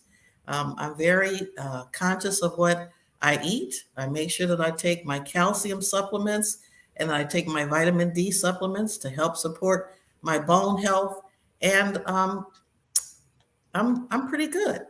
One thing that has gotten me through is that I have faith that there's going to be a cure for breast cancer. And no matter how difficult it is for me, I like to put on a face of grace to the public so that people know, yes, it's a difficult time, but I'm still living. I'm still here. I'm still hopeful. I believe that this is going to be all right. And if it's not okay, I'm going to make the best of it as long as I'm on this journey. So that's the way I think about it. I have a wonderful dad. He'll be 90 years old on October the 19th, and I'll be celebrating his birthday with him. He still lives independently. I have a wonderful husband and daughter. I have a close-knit group of friends, and I have 2 sisters and 2 brothers, and sister-in-laws and nieces and nephews, and they all rally for me. And that means everything in terms of keeping my spirits high and helping me to recognize that life goes on. You can get run over by a car. I haven't so far, so I'm grateful for that. I'm really sensitive about making sure that I'm wearing sensible shoes. I love high heel shoes, and I have a lot of them. So I've given them to my nieces, and they enjoy them now. So I have to be careful about wearing my shoes and making sure that I don't put myself in a position to fall because my bones are at risk. I think that it's just really crazy for people to be bankrupt because of their health care. So my new normal is I have a commuter husband, telling my story for the first time. At first, I didn't talk about it, but when I did talk about it, finally, it was very liberating. And people would come up to me each time and say, you know, what you said gave us hope. My husband is going through such and such a thing. So I realized that to be able to talk about it was really meaningful and helpful for others. I live in Mississippi, and a lot of women here are church-going, very faithful women, and they're trained to be young from young ages to keep things private. So we don't necessarily have big conversations about breast cancer, but that's slowly changing. And you talked about leaders in the community. Sometimes there's formal leaders and there's informal leaders. And if those informal leaders who people admire in the community speak up and say, I'm going through something and I want you to know about it and I want you to learn from it. I think it makes a big difference. What else has happened in my life? I always have a fan handy because I have hot flashes. I have a fear of falling. I had to give up my high heel shoes. A lot of women don't want to talk about it, but there's intimacy issues that you need to discuss with your spouse or your significant other. You need to pay attention to your body and any changes that take place in your body. And you need to have a village. You need to be involved. Since I was diagnosed as breast cancer, I think I talked about Linda. I have friends at Coleman, Liz Grays, Dr. Stephanie McCoy, Dr. Kim Johnson, who runs the African American Health Equity Initiative. I'm involved with the Associates in Science on their communication committee that's led by Cheryl Jernigan. Then I have a good friend who used to be a leader for the Coleman affiliate in our area, and now she's at the Department of Health Partnership for Comprehensive Cancer Control, and that's a big deal. Her name is Catherine Young. And then there's Elaine Hare, who is also executive director at our affiliate for Susan G. Komen, and she is a friend. I talked about my doctor, Allison Wall, and the team at Memorial Hospital here. Dr. Ehud Mendel and Dr. Robert Wislowski are the doctors that took care of me when I go up to Ohio State University Cancer Research Institute. So that's my story. I do have a friend here who is a senator. His wife was diagnosed with breast cancer, and he's hypersensitive to trying to move legislation, but it's not easy. When you think about the state of Mississippi, I think first of all, we haven't expanded Medicare, and that continues to be an issue year after year. House Bill 952 was passed in 2015 to give people access to oral chemo so they didn't have to pay a huge out-of-pocket amount of money when they went for that care. And then House Bill 791 was also passed for dense breast legislation to mandate physicians to alert women with dense breasts to take the appropriate action for further testing. And then there's the metastatic step therapy that was put in by my friend who's the senator that would mandate insurance companies to allow patients to get the medications that they need without having to go through multiple steps. That has not passed. So legislation and working with your senators, your Congress people, your state representatives is critical as we talk about women living with breast cancer. And when I think about African American women being over 40% more likely to die from breast cancer, when I recognize that we're getting breast cancer much younger and it's much more aggressive, we have to do something about that. So that's pretty much my journey. And I'm delighted, number one, to be here. I want to recognize Reverend Tammy and her team again for the work that she's done with Carrie's Touch over the last 15 years. I think it's really phenomenal. And that's my story. Mrs. Sock, that's phenomenal. And you gave us a lot of information. You alluded to, and you started talking about your friend who's in the legislature. And I was hoping we could take a few minutes kind of just to talk about that, because I have read a little bit about State Senator Bryce Wiggins. And, one of the things that stood out, like we live in a country where there's a lot of division. But one of the things that stood out for me is for someone who's worked on state policy for almost 20 years, it was the fact that I know that I've looked at the demographics of the Mississippi legislature, where just about every Democrat in the Mississippi legislature is Black, and every one of the Republicans is white, and Senator Wiggins is white, and he's a Republican. And you've been working with him, and he's been a champion on this. His wife was diagnosed with breast cancer, and yet here he is, a Republican in his own state, having an issue trying to pass legislation to address the metastatic step therapy legislation.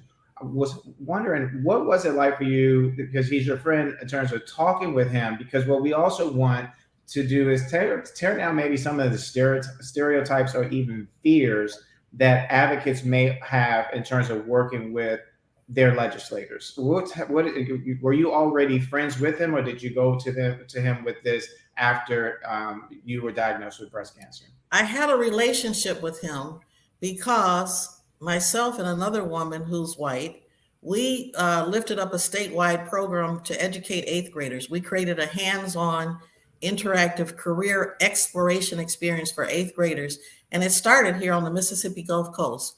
So he helped us with that. And because of that, I had a relationship with him.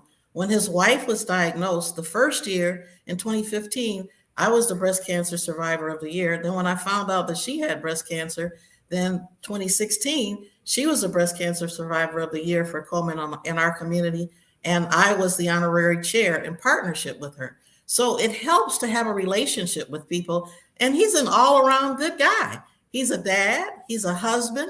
He wants to see people in our community educated. And because of that relationship with him for Pathways to Possibilities for our youth, I already had a relationship with him. So like in the state, I'm sorry.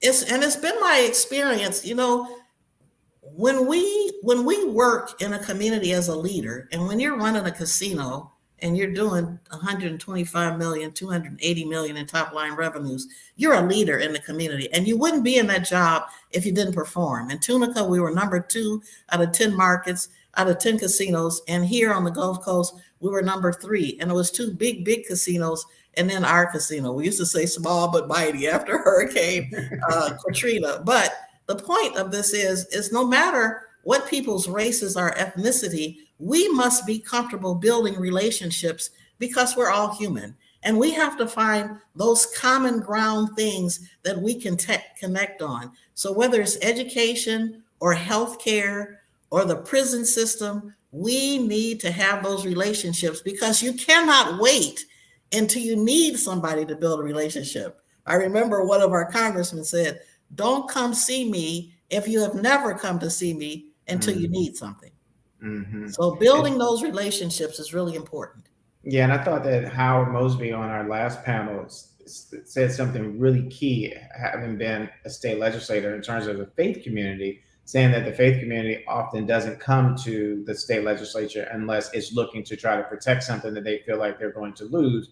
In terms of from an advocate standpoint, if you were talking to, and you just mentioned quite a few wonderful things, but from an advocate standpoint, we were talking about Senator Wiggins, in terms of, you know, he hasn't gotten legislation passed yet, but does that mean that he's going to give up, or is he going to keep going? And what is it that he needs in order to, if he's going to keep going, what does he need in order to be successful?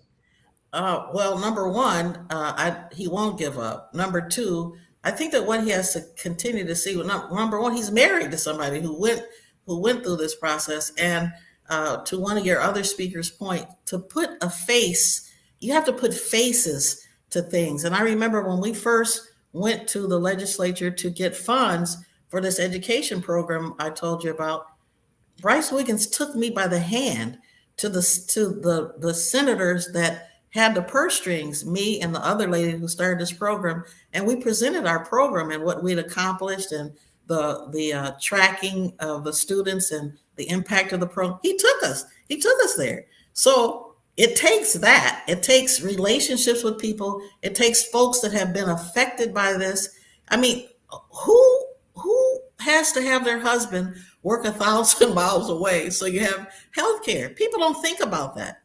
So there's real impact to people's families and lives when you have breast cancer. And the only way to demonstrate that is to take people up to the Capitol and have conversations with those individuals who may not understand the impact, and they will help you. I also have a friend here, State Representative Sonia Williams-Barnes, and she's one of the representatives in the Legislative Black Caucus. She's also very helpful to me when I have issues to discuss or I need to think about how to approach something. I feel so grateful to be able to reach out to her. Yes, ma'am. So I wanted to recap a few things too before we wrap up, because you mentioned a number of things, and then these are some of the things that we keep hearing. I know that I've heard over the last few weeks with this, and it's cost, and it's what happens with women who may be single parents who have to make a decision of whether or not they have to go and get treatment, and which means time lost on their jobs or even losing their jobs. What are some of the things that we can do from a policy standpoint or push for in a policy standpoint, either in terms of addressing some of the issues with insurance companies, in terms of access to care, any of it that you can think of that would be a good policy piece to pursue and to push in order to protect women, particularly Black women who are diagnosed with breast cancer?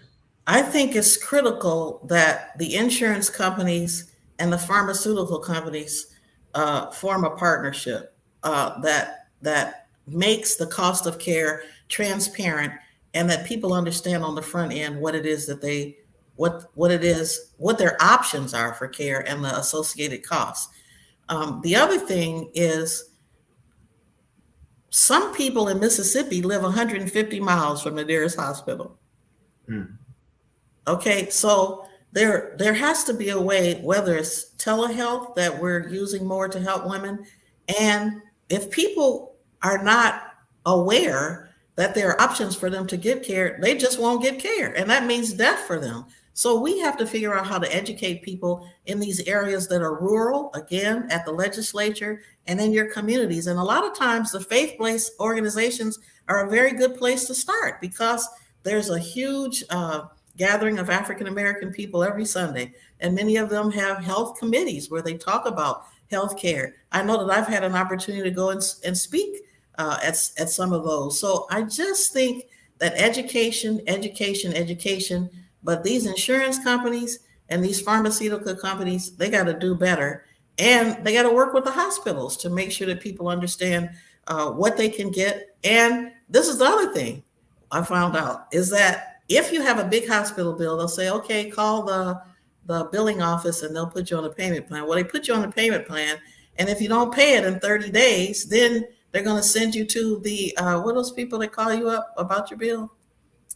The third parties, they send you off to the collection agency. The collection agency. So now you're sick, you're trying to pay multiple bills, and you got people calling you up on the phone, harassing you. That doesn't make any sense. Yes, so to your point, the medical providers, the insurance companies, and the pharmaceutical companies have to get together and do a better job. And I don't think that's rocket science. My sister-in-law lives in France. They pay $75 a month. She was much younger than I am, and she had her breast removed, $75 a month. If they can do this in other countries, certainly we're the smartest people out there. We can figure this out. So there were some questions that were coming up, they came up on the screen too fast for me to try to catch. But I want to ask you one more question, but I wanted to do a shout out because we have some viewers that are watching us in Spain. So we want to say hello to them. But you mentioned, and this is something I don't think we talk enough about, and about bone health and your fall in terms of it. And is there anything that you would like in terms of leaving with this panel, with anything that you'd like to express to women that they should know in their breast cancer journey? In your breast cancer journey, you must be your own advocate. You have to ask a lot of questions, and sometimes a doctor is annoyed by that. But you shouldn't give up. Make sure that you have a group of people, 1, 2, or 3 people that are always going to be with you on those appointments. Demand that you get information about costs before you get the treatment plan. That's not unreasonable. It's inconvenient for the healthcare provider, but that's their problem, not yours. So those are the things that I think are really important. I think it's important to walk. Like I said, I get that shot, Xgeva, once a month, the bone targeting agent, to protect my bones. And I take it very serious that I also have a responsibility to walk, to take my calcium, to take my vitamin D, to do the things that I can do to control what's going on in my health. Well, Mrs. Sock, thank you so very, very much for joining us this afternoon, and for sharing your story and sharing so much information too from a policy standpoint. We look forward to talking with you again. And with that, we're going to take one more break, and then we're going to have an open conversation before we wrap up our program today. Thank you very much. Thank you very much, Atiba. Thank you.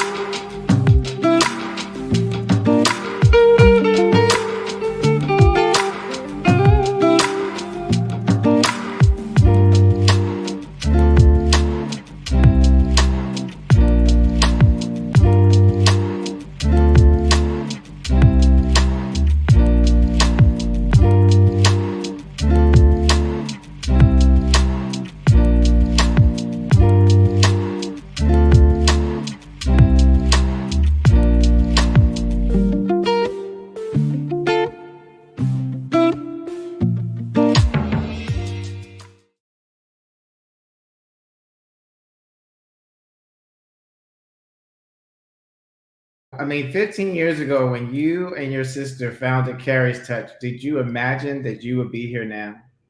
Oh man, I have goosies. First and foremost, let me just pause and say, Karen Stock, just in case nobody informed you, you are my new BFF. You're amazing, absolutely phenomenal. I salute you and the work that you are doing as a patient advocate and in the legislature and just in all of your accomplishments. You are really and truly amazing. Believe the hype. You really can believe the hype. Thank you so much for joining us. And Atiba, you handled that conversation. If we're going to call a thing, I was concerned that you weren't going to be able to be a son and talk, and have this conversation as a son, but you were amazing. You just allowed Karen's story to breathe, and you just held her where she needed to be held and move the conversation forward. So thank you to you. Well, I have to say that I think that just in the last few weeks, the stories that I've been listening to, the things that I've been able to learn from you, I continue to say this, everyone needs to hear these stories, and everyone needs to be a part of this, because October is Breast Cancer Awareness Month. We know we got to see football players, for instance, wearing pink shoes or bring awareness, which is great. But it's one thing to watch the athletes on the field. It's another thing to actually hear these stories. And so, the work that Carrie's Touch is doing and the stories that I know that I've heard, when I say phenomenal, I say from the standpoint, it's phenomenal in the standpoint that we often talk about systemic racism. Mm-hmm. We don't talk enough about humanizing our stories. And so my hat goes off to you and the work that your team has been doing for 15 years to get to this stage. And hopefully over the next 15 years, as Mrs. Salk and as other people said, we're gonna win this war. But we gotta win it together. And I want to say this to the healthcare industry: you cannot win this war by leaving Black women behind. If you want to really address this, if you really want to cure cancer, you have to address the issues that are going on in the Black community. And as Dr. Lawson said, reimagine public health. Yes.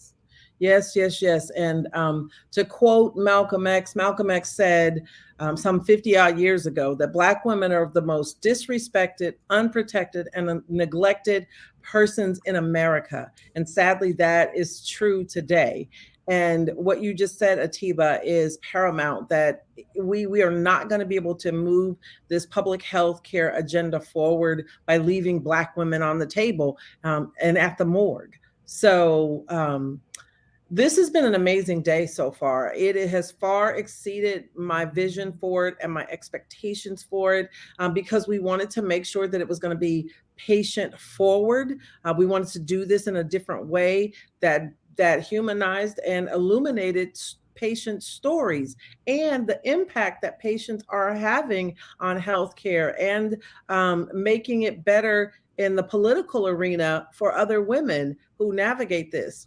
Carrie's Touch isn't new to the policy arena in space. Over 10 years ago, we walked right here in California, right across the street at the Capitol, day in and day out, trying to move forward the oral chemotherapy parity bill so that patients would have access to life-saving drugs that had fewer side effects, and make it affordable.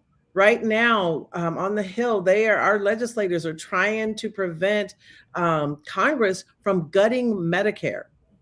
If you gut Medicare, and if they move forward with the agenda that they are trying to, healthcare is going to not only be unaffordable, it's going to be inaccessible. And the people that are going to suffer most are going to be the people at the margins. That's quite often the poor. That's quite often people of color and Black people. So, we're not new to this conversation. We are just elevating our involvement in the political arena, because enough is enough. I don't know why it took me 17 years for it to click that the needle wasn't moving with regard to mortality disparities between Black and white women, but I'm here. We're 15 and I'm 17 years out from this thing, and the needle has not moved. And so time's up. Let me not get back on my soapbox.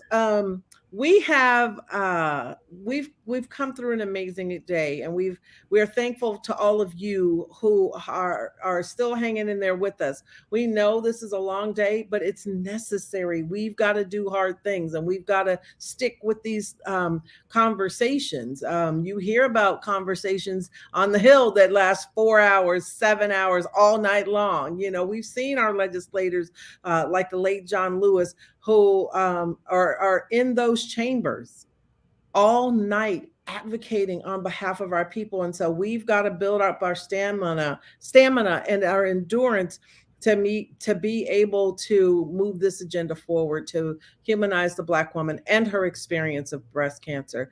And so there's some of you out there that have posted questions.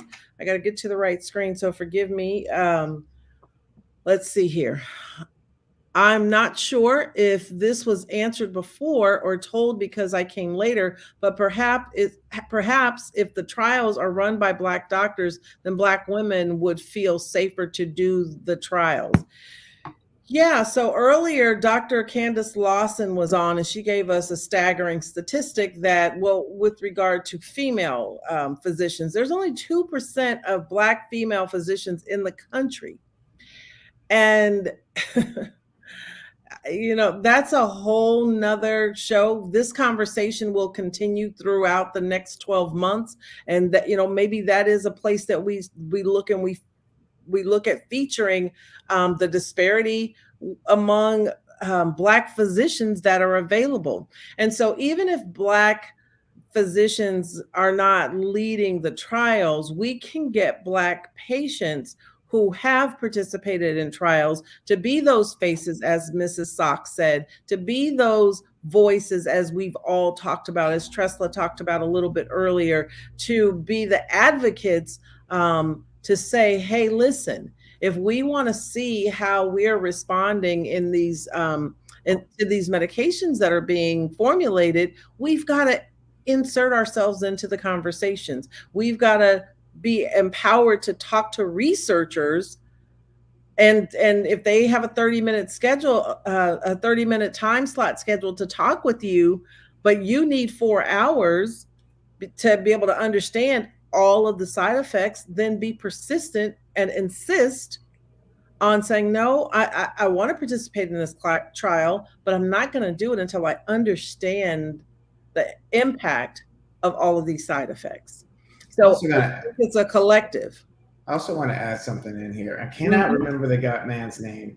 There was a man who worked at Johns Hopkins. He was African American, who wasn't a doctor, but he came up with procedure that helped to save people's lives. I have to go back and remember his name. But Dr. Lawson said something I think is very important for us to recognize. We have to reimagine public health.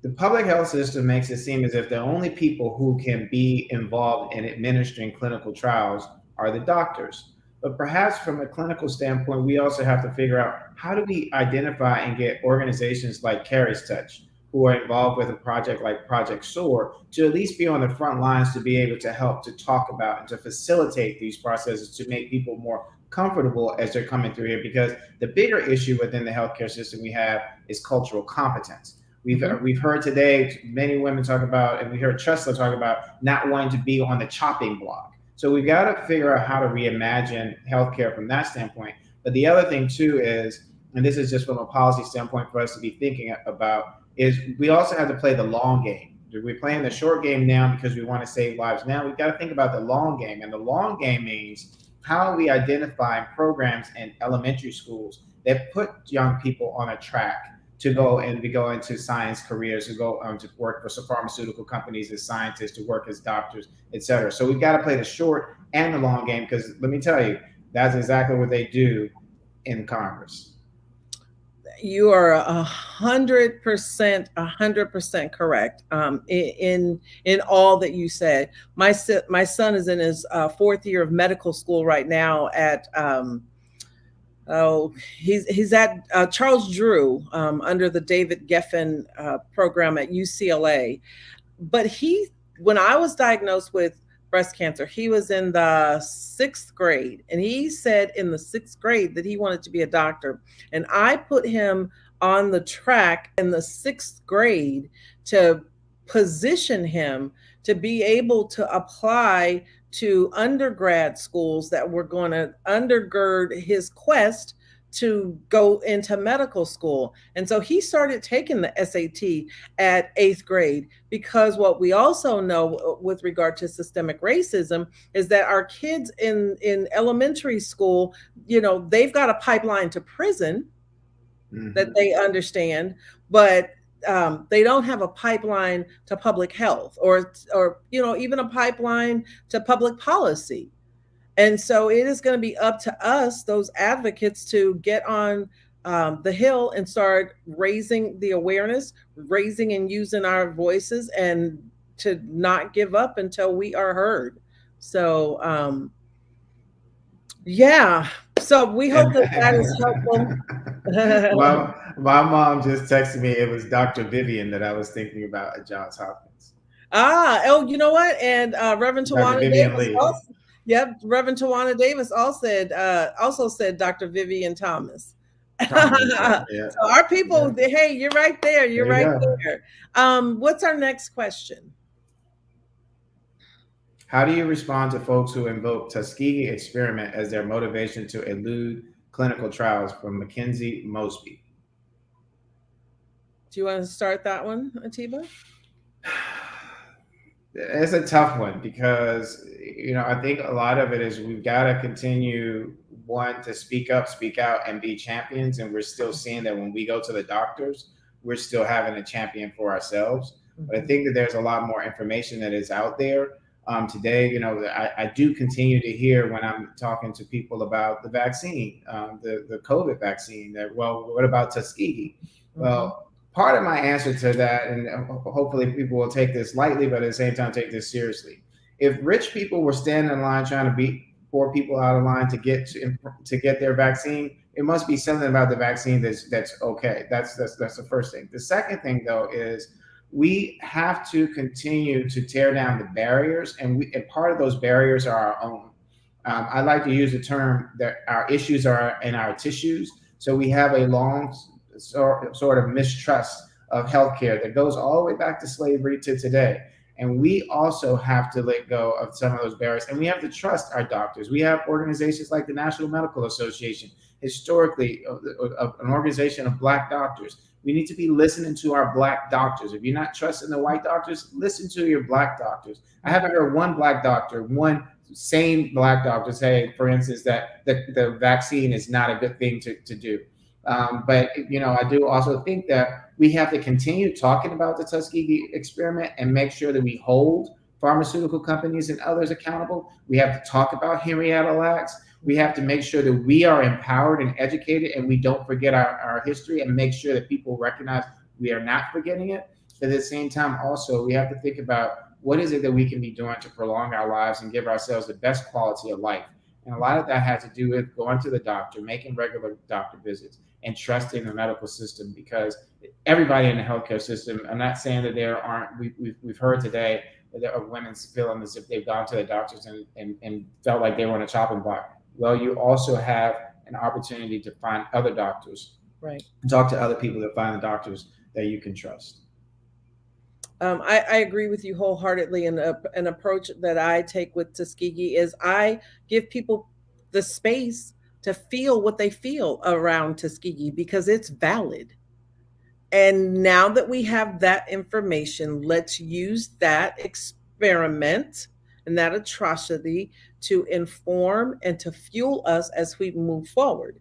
What I know about being in a clinical trial, you know, and I get to speak firsthand from this, is that I had the absolute best care because I had my primary care physician on board, I had my oncologist on board, and I had the entire research team that at that time consisted of about 4 people who were all watching very closely my health, because I brought up to them the concerns with Tuskegee. I brought up Henrietta Lacks, and I brought up my concerns as a Black person, not wanting to feel like a guinea pig. And so they walk hand in hand with me. And that's all we can do, is we can start to share experiences of other people that have had good outcomes participating in clinical trials. Do you have another question? Is there another question? I'll ask this one to you. Monica Scott asks, how can I be more involved as a breast cancer survivor? I have a friend who does not want to do chemo or radiation, and I need to get through to her. Oh, wow. Wow, wow, wow. Okay. That is a big, big, big question. And that's a beautiful question to potentially lead us into our call to action. You know, this isn't a shameless plug for Carrie's Touch, but really reach out to us, Carrie's Touch, at www.carriestouch.org. That's CarriesTouch.org. And we can connect you with one of our survivor leaders. And if nobody's available, I will talk to you and to your friend. She's afraid. She's uninformed. And that's really where it lies. Quite often we ask women, I ask them, what is their biggest concern now that they've been diagnosed with breast cancer? And most of them say to die. And I just take death off of the table, because death is inevitable. We're all going to die. And so now that we know that we're going to die, let's look at positioning ourselves to ask questions about, how do we live? Go in and ask your doctor, not am I going to die? Ask your doctor, what treatments are available for us for me to live, to survive breast cancer, and then become an active participant in your own journey. So as a co-survivor is what we call we don't call them caregivers, we call you co-survivors. As a co-survivor, really hear her and allow her fears and concern to breathe. Just let them be. And then you go back and say, I want to come back to you and have a different conversation about life and about your choices. Do you want to live? And you got to be ready for the answer to that question. And then, you know, I believe in Jesus, and I got 4 therapists. Therapy is a good thing for us. It has helped me to navigate trauma in a way that I never would have been able to do so alone. Do you have any other questions? For Reverend Tammy, what actions do you want to see from healthcare providers to help build trust within the Black community? I think Dr. Stanton is a good example. She's not a healthcare provider, but she is a white person in a predominantly white institution that is making decisions about how we navigate life. And I think building those relationships, communication is the key. We have to know who we are. We have to know what we want, and then we have to know how to go get it.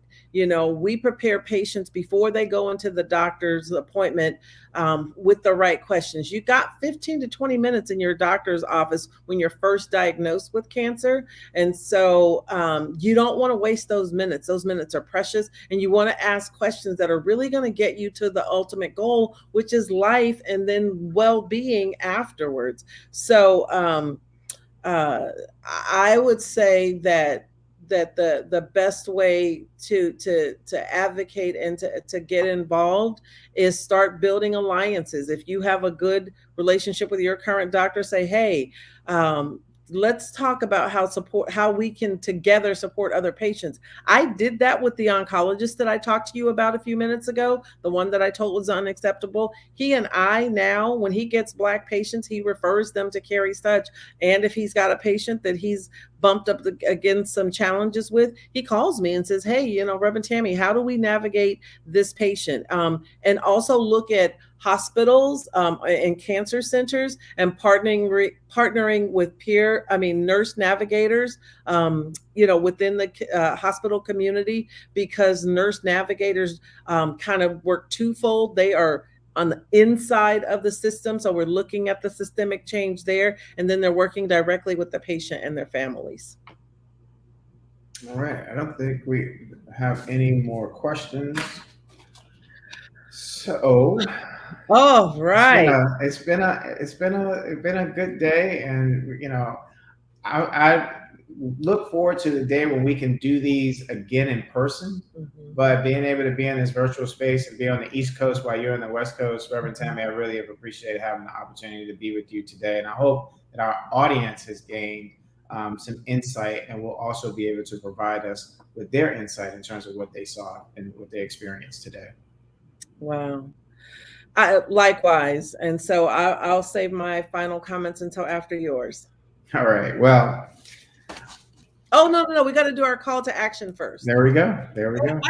We got to do our call. We got to do our call to action. Right. We weren't just here taking up your time and taking up your space just for you to look at us and to listen to us. We really did want to make sure that we move the needle forward, and we can't do it without you. Ubuntu says that I am because you are. It's a South African term that was used by Bishop Desmond Tutu, and he believed that each of us are part of a greater collective, and together we all are capable of moving forward, moving change forward to being what it is that we want to be.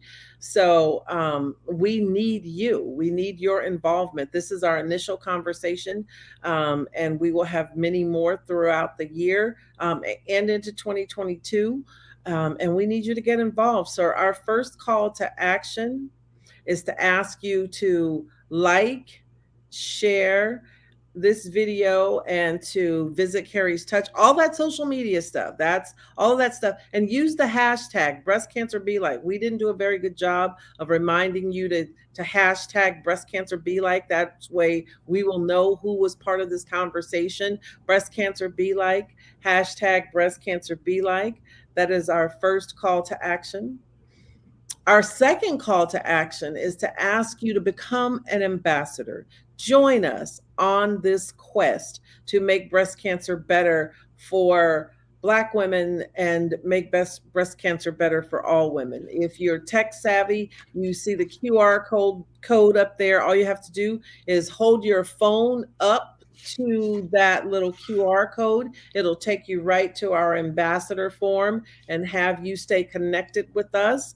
And otherwise, you can go to visit https:// I don't know if anybody's ever done this before, but bit.ly/3cut616 to register to become a advocate, and if an ambassador. And if that is too complicated, you can always go to carriestouch.org and leave us a note and a message that said, hey, I want to become an ambassador. And then our third call to action is donations. We can't do what we do without your precious gifts, financial donations. No gift is too small. My favorite donor donates $10 a month, but she's donated $10 a month for over 5 years now. That shows us that she's dedicated, she's committed, and she believes in the mission of Carrie's Touch to save more Black women. Save more Black women, and our vision to humanize the Black woman and her experience with breast cancer. It goes to that old saying, put your money where your mouth is. If you're with us and you believe in us, let us know. And what you also should know, that our donations, yes, we have overhead and all of those things, but our money goes right back to the community. We are daily receiving requests and responding to those requests for women who have been impacted by COVID-19 or who are just struggling. You heard Mrs. Sock say she and her family paid over $200,000 during her breast cancer journey. There are so many more women that don't even have $200. So those donations will go directly into our survivor support fund. And our last call to action, if you know a breast cancer survivor, call her, text her, email her, reach out to her or him, because men get breast cancer too, and let them know that you love them, and let them know that you are rooting for them and you are on their team, and pray for them and their well-being. So with that, those are our call to actions. We are moving into our final thoughts for today. And Mr. Majun, I allow you to go first. Well, I'm going to emphasize one of the things. Someone came up to me on the street one day and said, "You know what the greatest nation in the whole wide world is?" And my friend and I looked at each other, and he said, "Donation."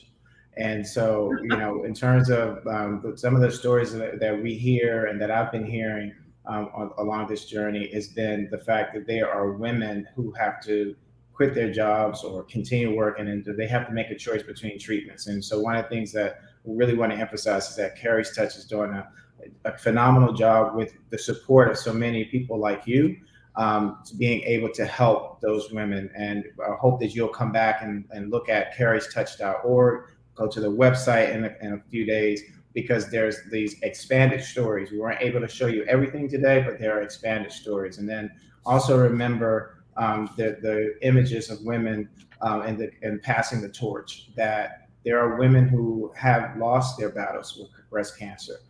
And I want to emphasize the fact that it's unfortunate, but sometimes we lose to win. And I say this from the standpoint of, from a politics standpoint, from a policy standpoint. If many of us celebrated President Obama because he won, because so many of us came together and we won an election together, and we voted him into office twice. But what a lot of people don't recognize often is the journeys that many of us go through, or the fact that he lost his first congressional race.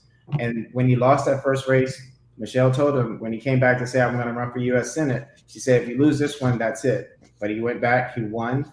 He won that United States Senate race, and then he came back and he ran for president. And many of us came together and we voted for him across different races, ethnicities, all across this country. That is what it's going to take, and for us to win this battle with breast cancer, to protect the lives of Black women. So as advocates, survivors, ambassadors who are willing to come along with us, the first thing we all need to do is to concentrate on this idea. We will win. And it's also important for us to remember and recognize that this is a war. It's a war to win and conquer cancer, to close the morbidity rate and save lives. And in order to do that, we're going to lose sometimes. My great grandmother used to say, "One step at a time, and that done well is a very good thing, as many can tell." So in the terms of goal to advance and pass public policy, sometimes we're going to lose, but it doesn't mean we're going to lose the war. It means we may lose the battle, but we're not going to lose the war. We heard the story today from Mrs. Sock, who talked about her friend, Senator Bryce Wiggins, and the work that he's doing. We've heard today about Project SOAR and the stories of Black strong women. We have to continue telling these stories. We have to be like Muhammad Ali, who won the heavyweight championship not one time, but 3 times, because every time he lost, even when he lost in the beginning against the government, when he took a stance against the Vietnam War, the reason why we loved him so much, because he got up and he fought and he kept fighting. That's what we have to do. We have to keep fighting. So we have to continue to humanize our stories. We have to keep telling them, just like our civil rights heroes did. We will win by coming together, building a movement that it is impossible for others to ignore. That's how civil rights legislation was passed. That's how Barack Obama was elected president. That's how Kamala Harris became vice president. And that's how we're going to close this gap of the 41% morbidity rate. That's how we're going to save women's lives. That's how we're going to conquer and beat cancer together. We will get there, because yes, and one day we will say, yes, we did.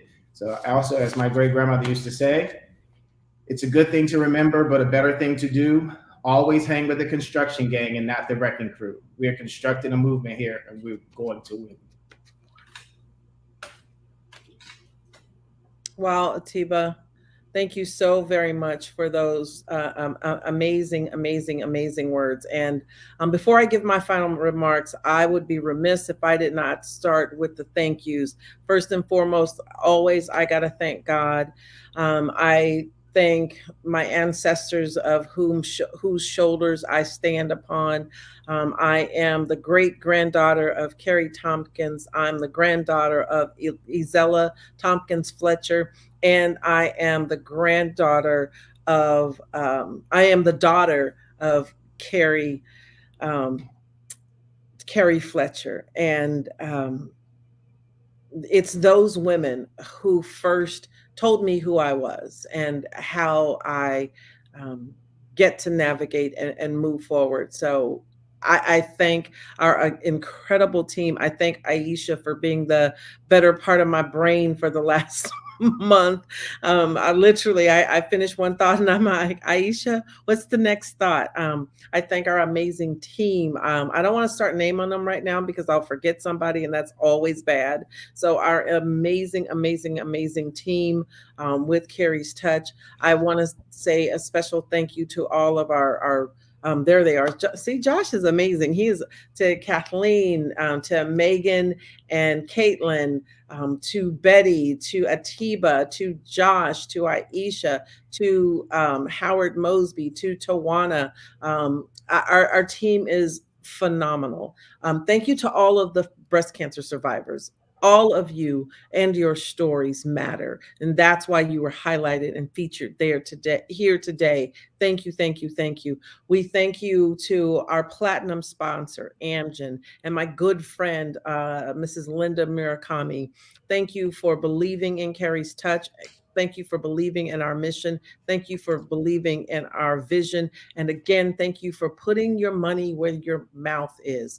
Thank you to our gold sponsor, Grail. We thank you for the amazing work that you are doing in the cancer space to help cancer patients to be detected at the earliest possible phases so that we can have the best possible outcomes. Thank you for your partnership and your commitment to these intimate conversations. Again, thank you to all of our partners and to just everyone. I feel like the music is coming on right now for our Oscar, for our documentary that we'll do about, they're like, okay. But thank you, thank you, thank you. And as I move into my final thoughts, one thing that has guided me personally for the last few years has been the words of Dr. Maya Angelou. I am a human being. Therefore, nothing human can be alien to me. That tells me that no matter what is out there on this earth, because I am human, I have access to it. And it reminds me that I have access to being healed and to being whole and to being able to live well beyond a breast cancer diagnosis.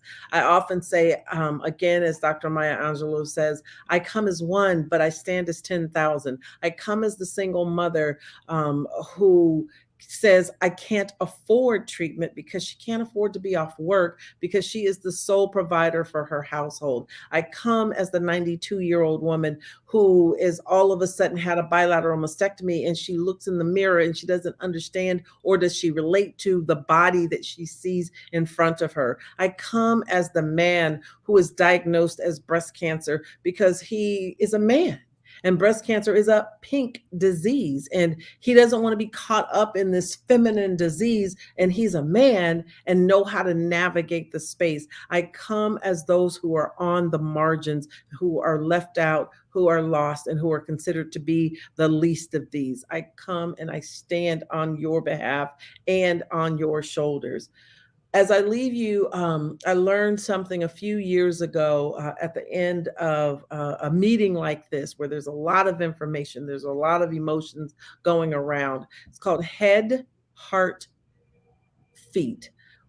Your head, we have provided you with a lot of information and a lot of information for you to sift through. And we implore that you take that information and you sit with it and you learn to understand it and you learn how to regurgitate it so that you can pass that information down to the next person. And each one, will reach another, will reach another. And then soon we will have our battalion to fight this army.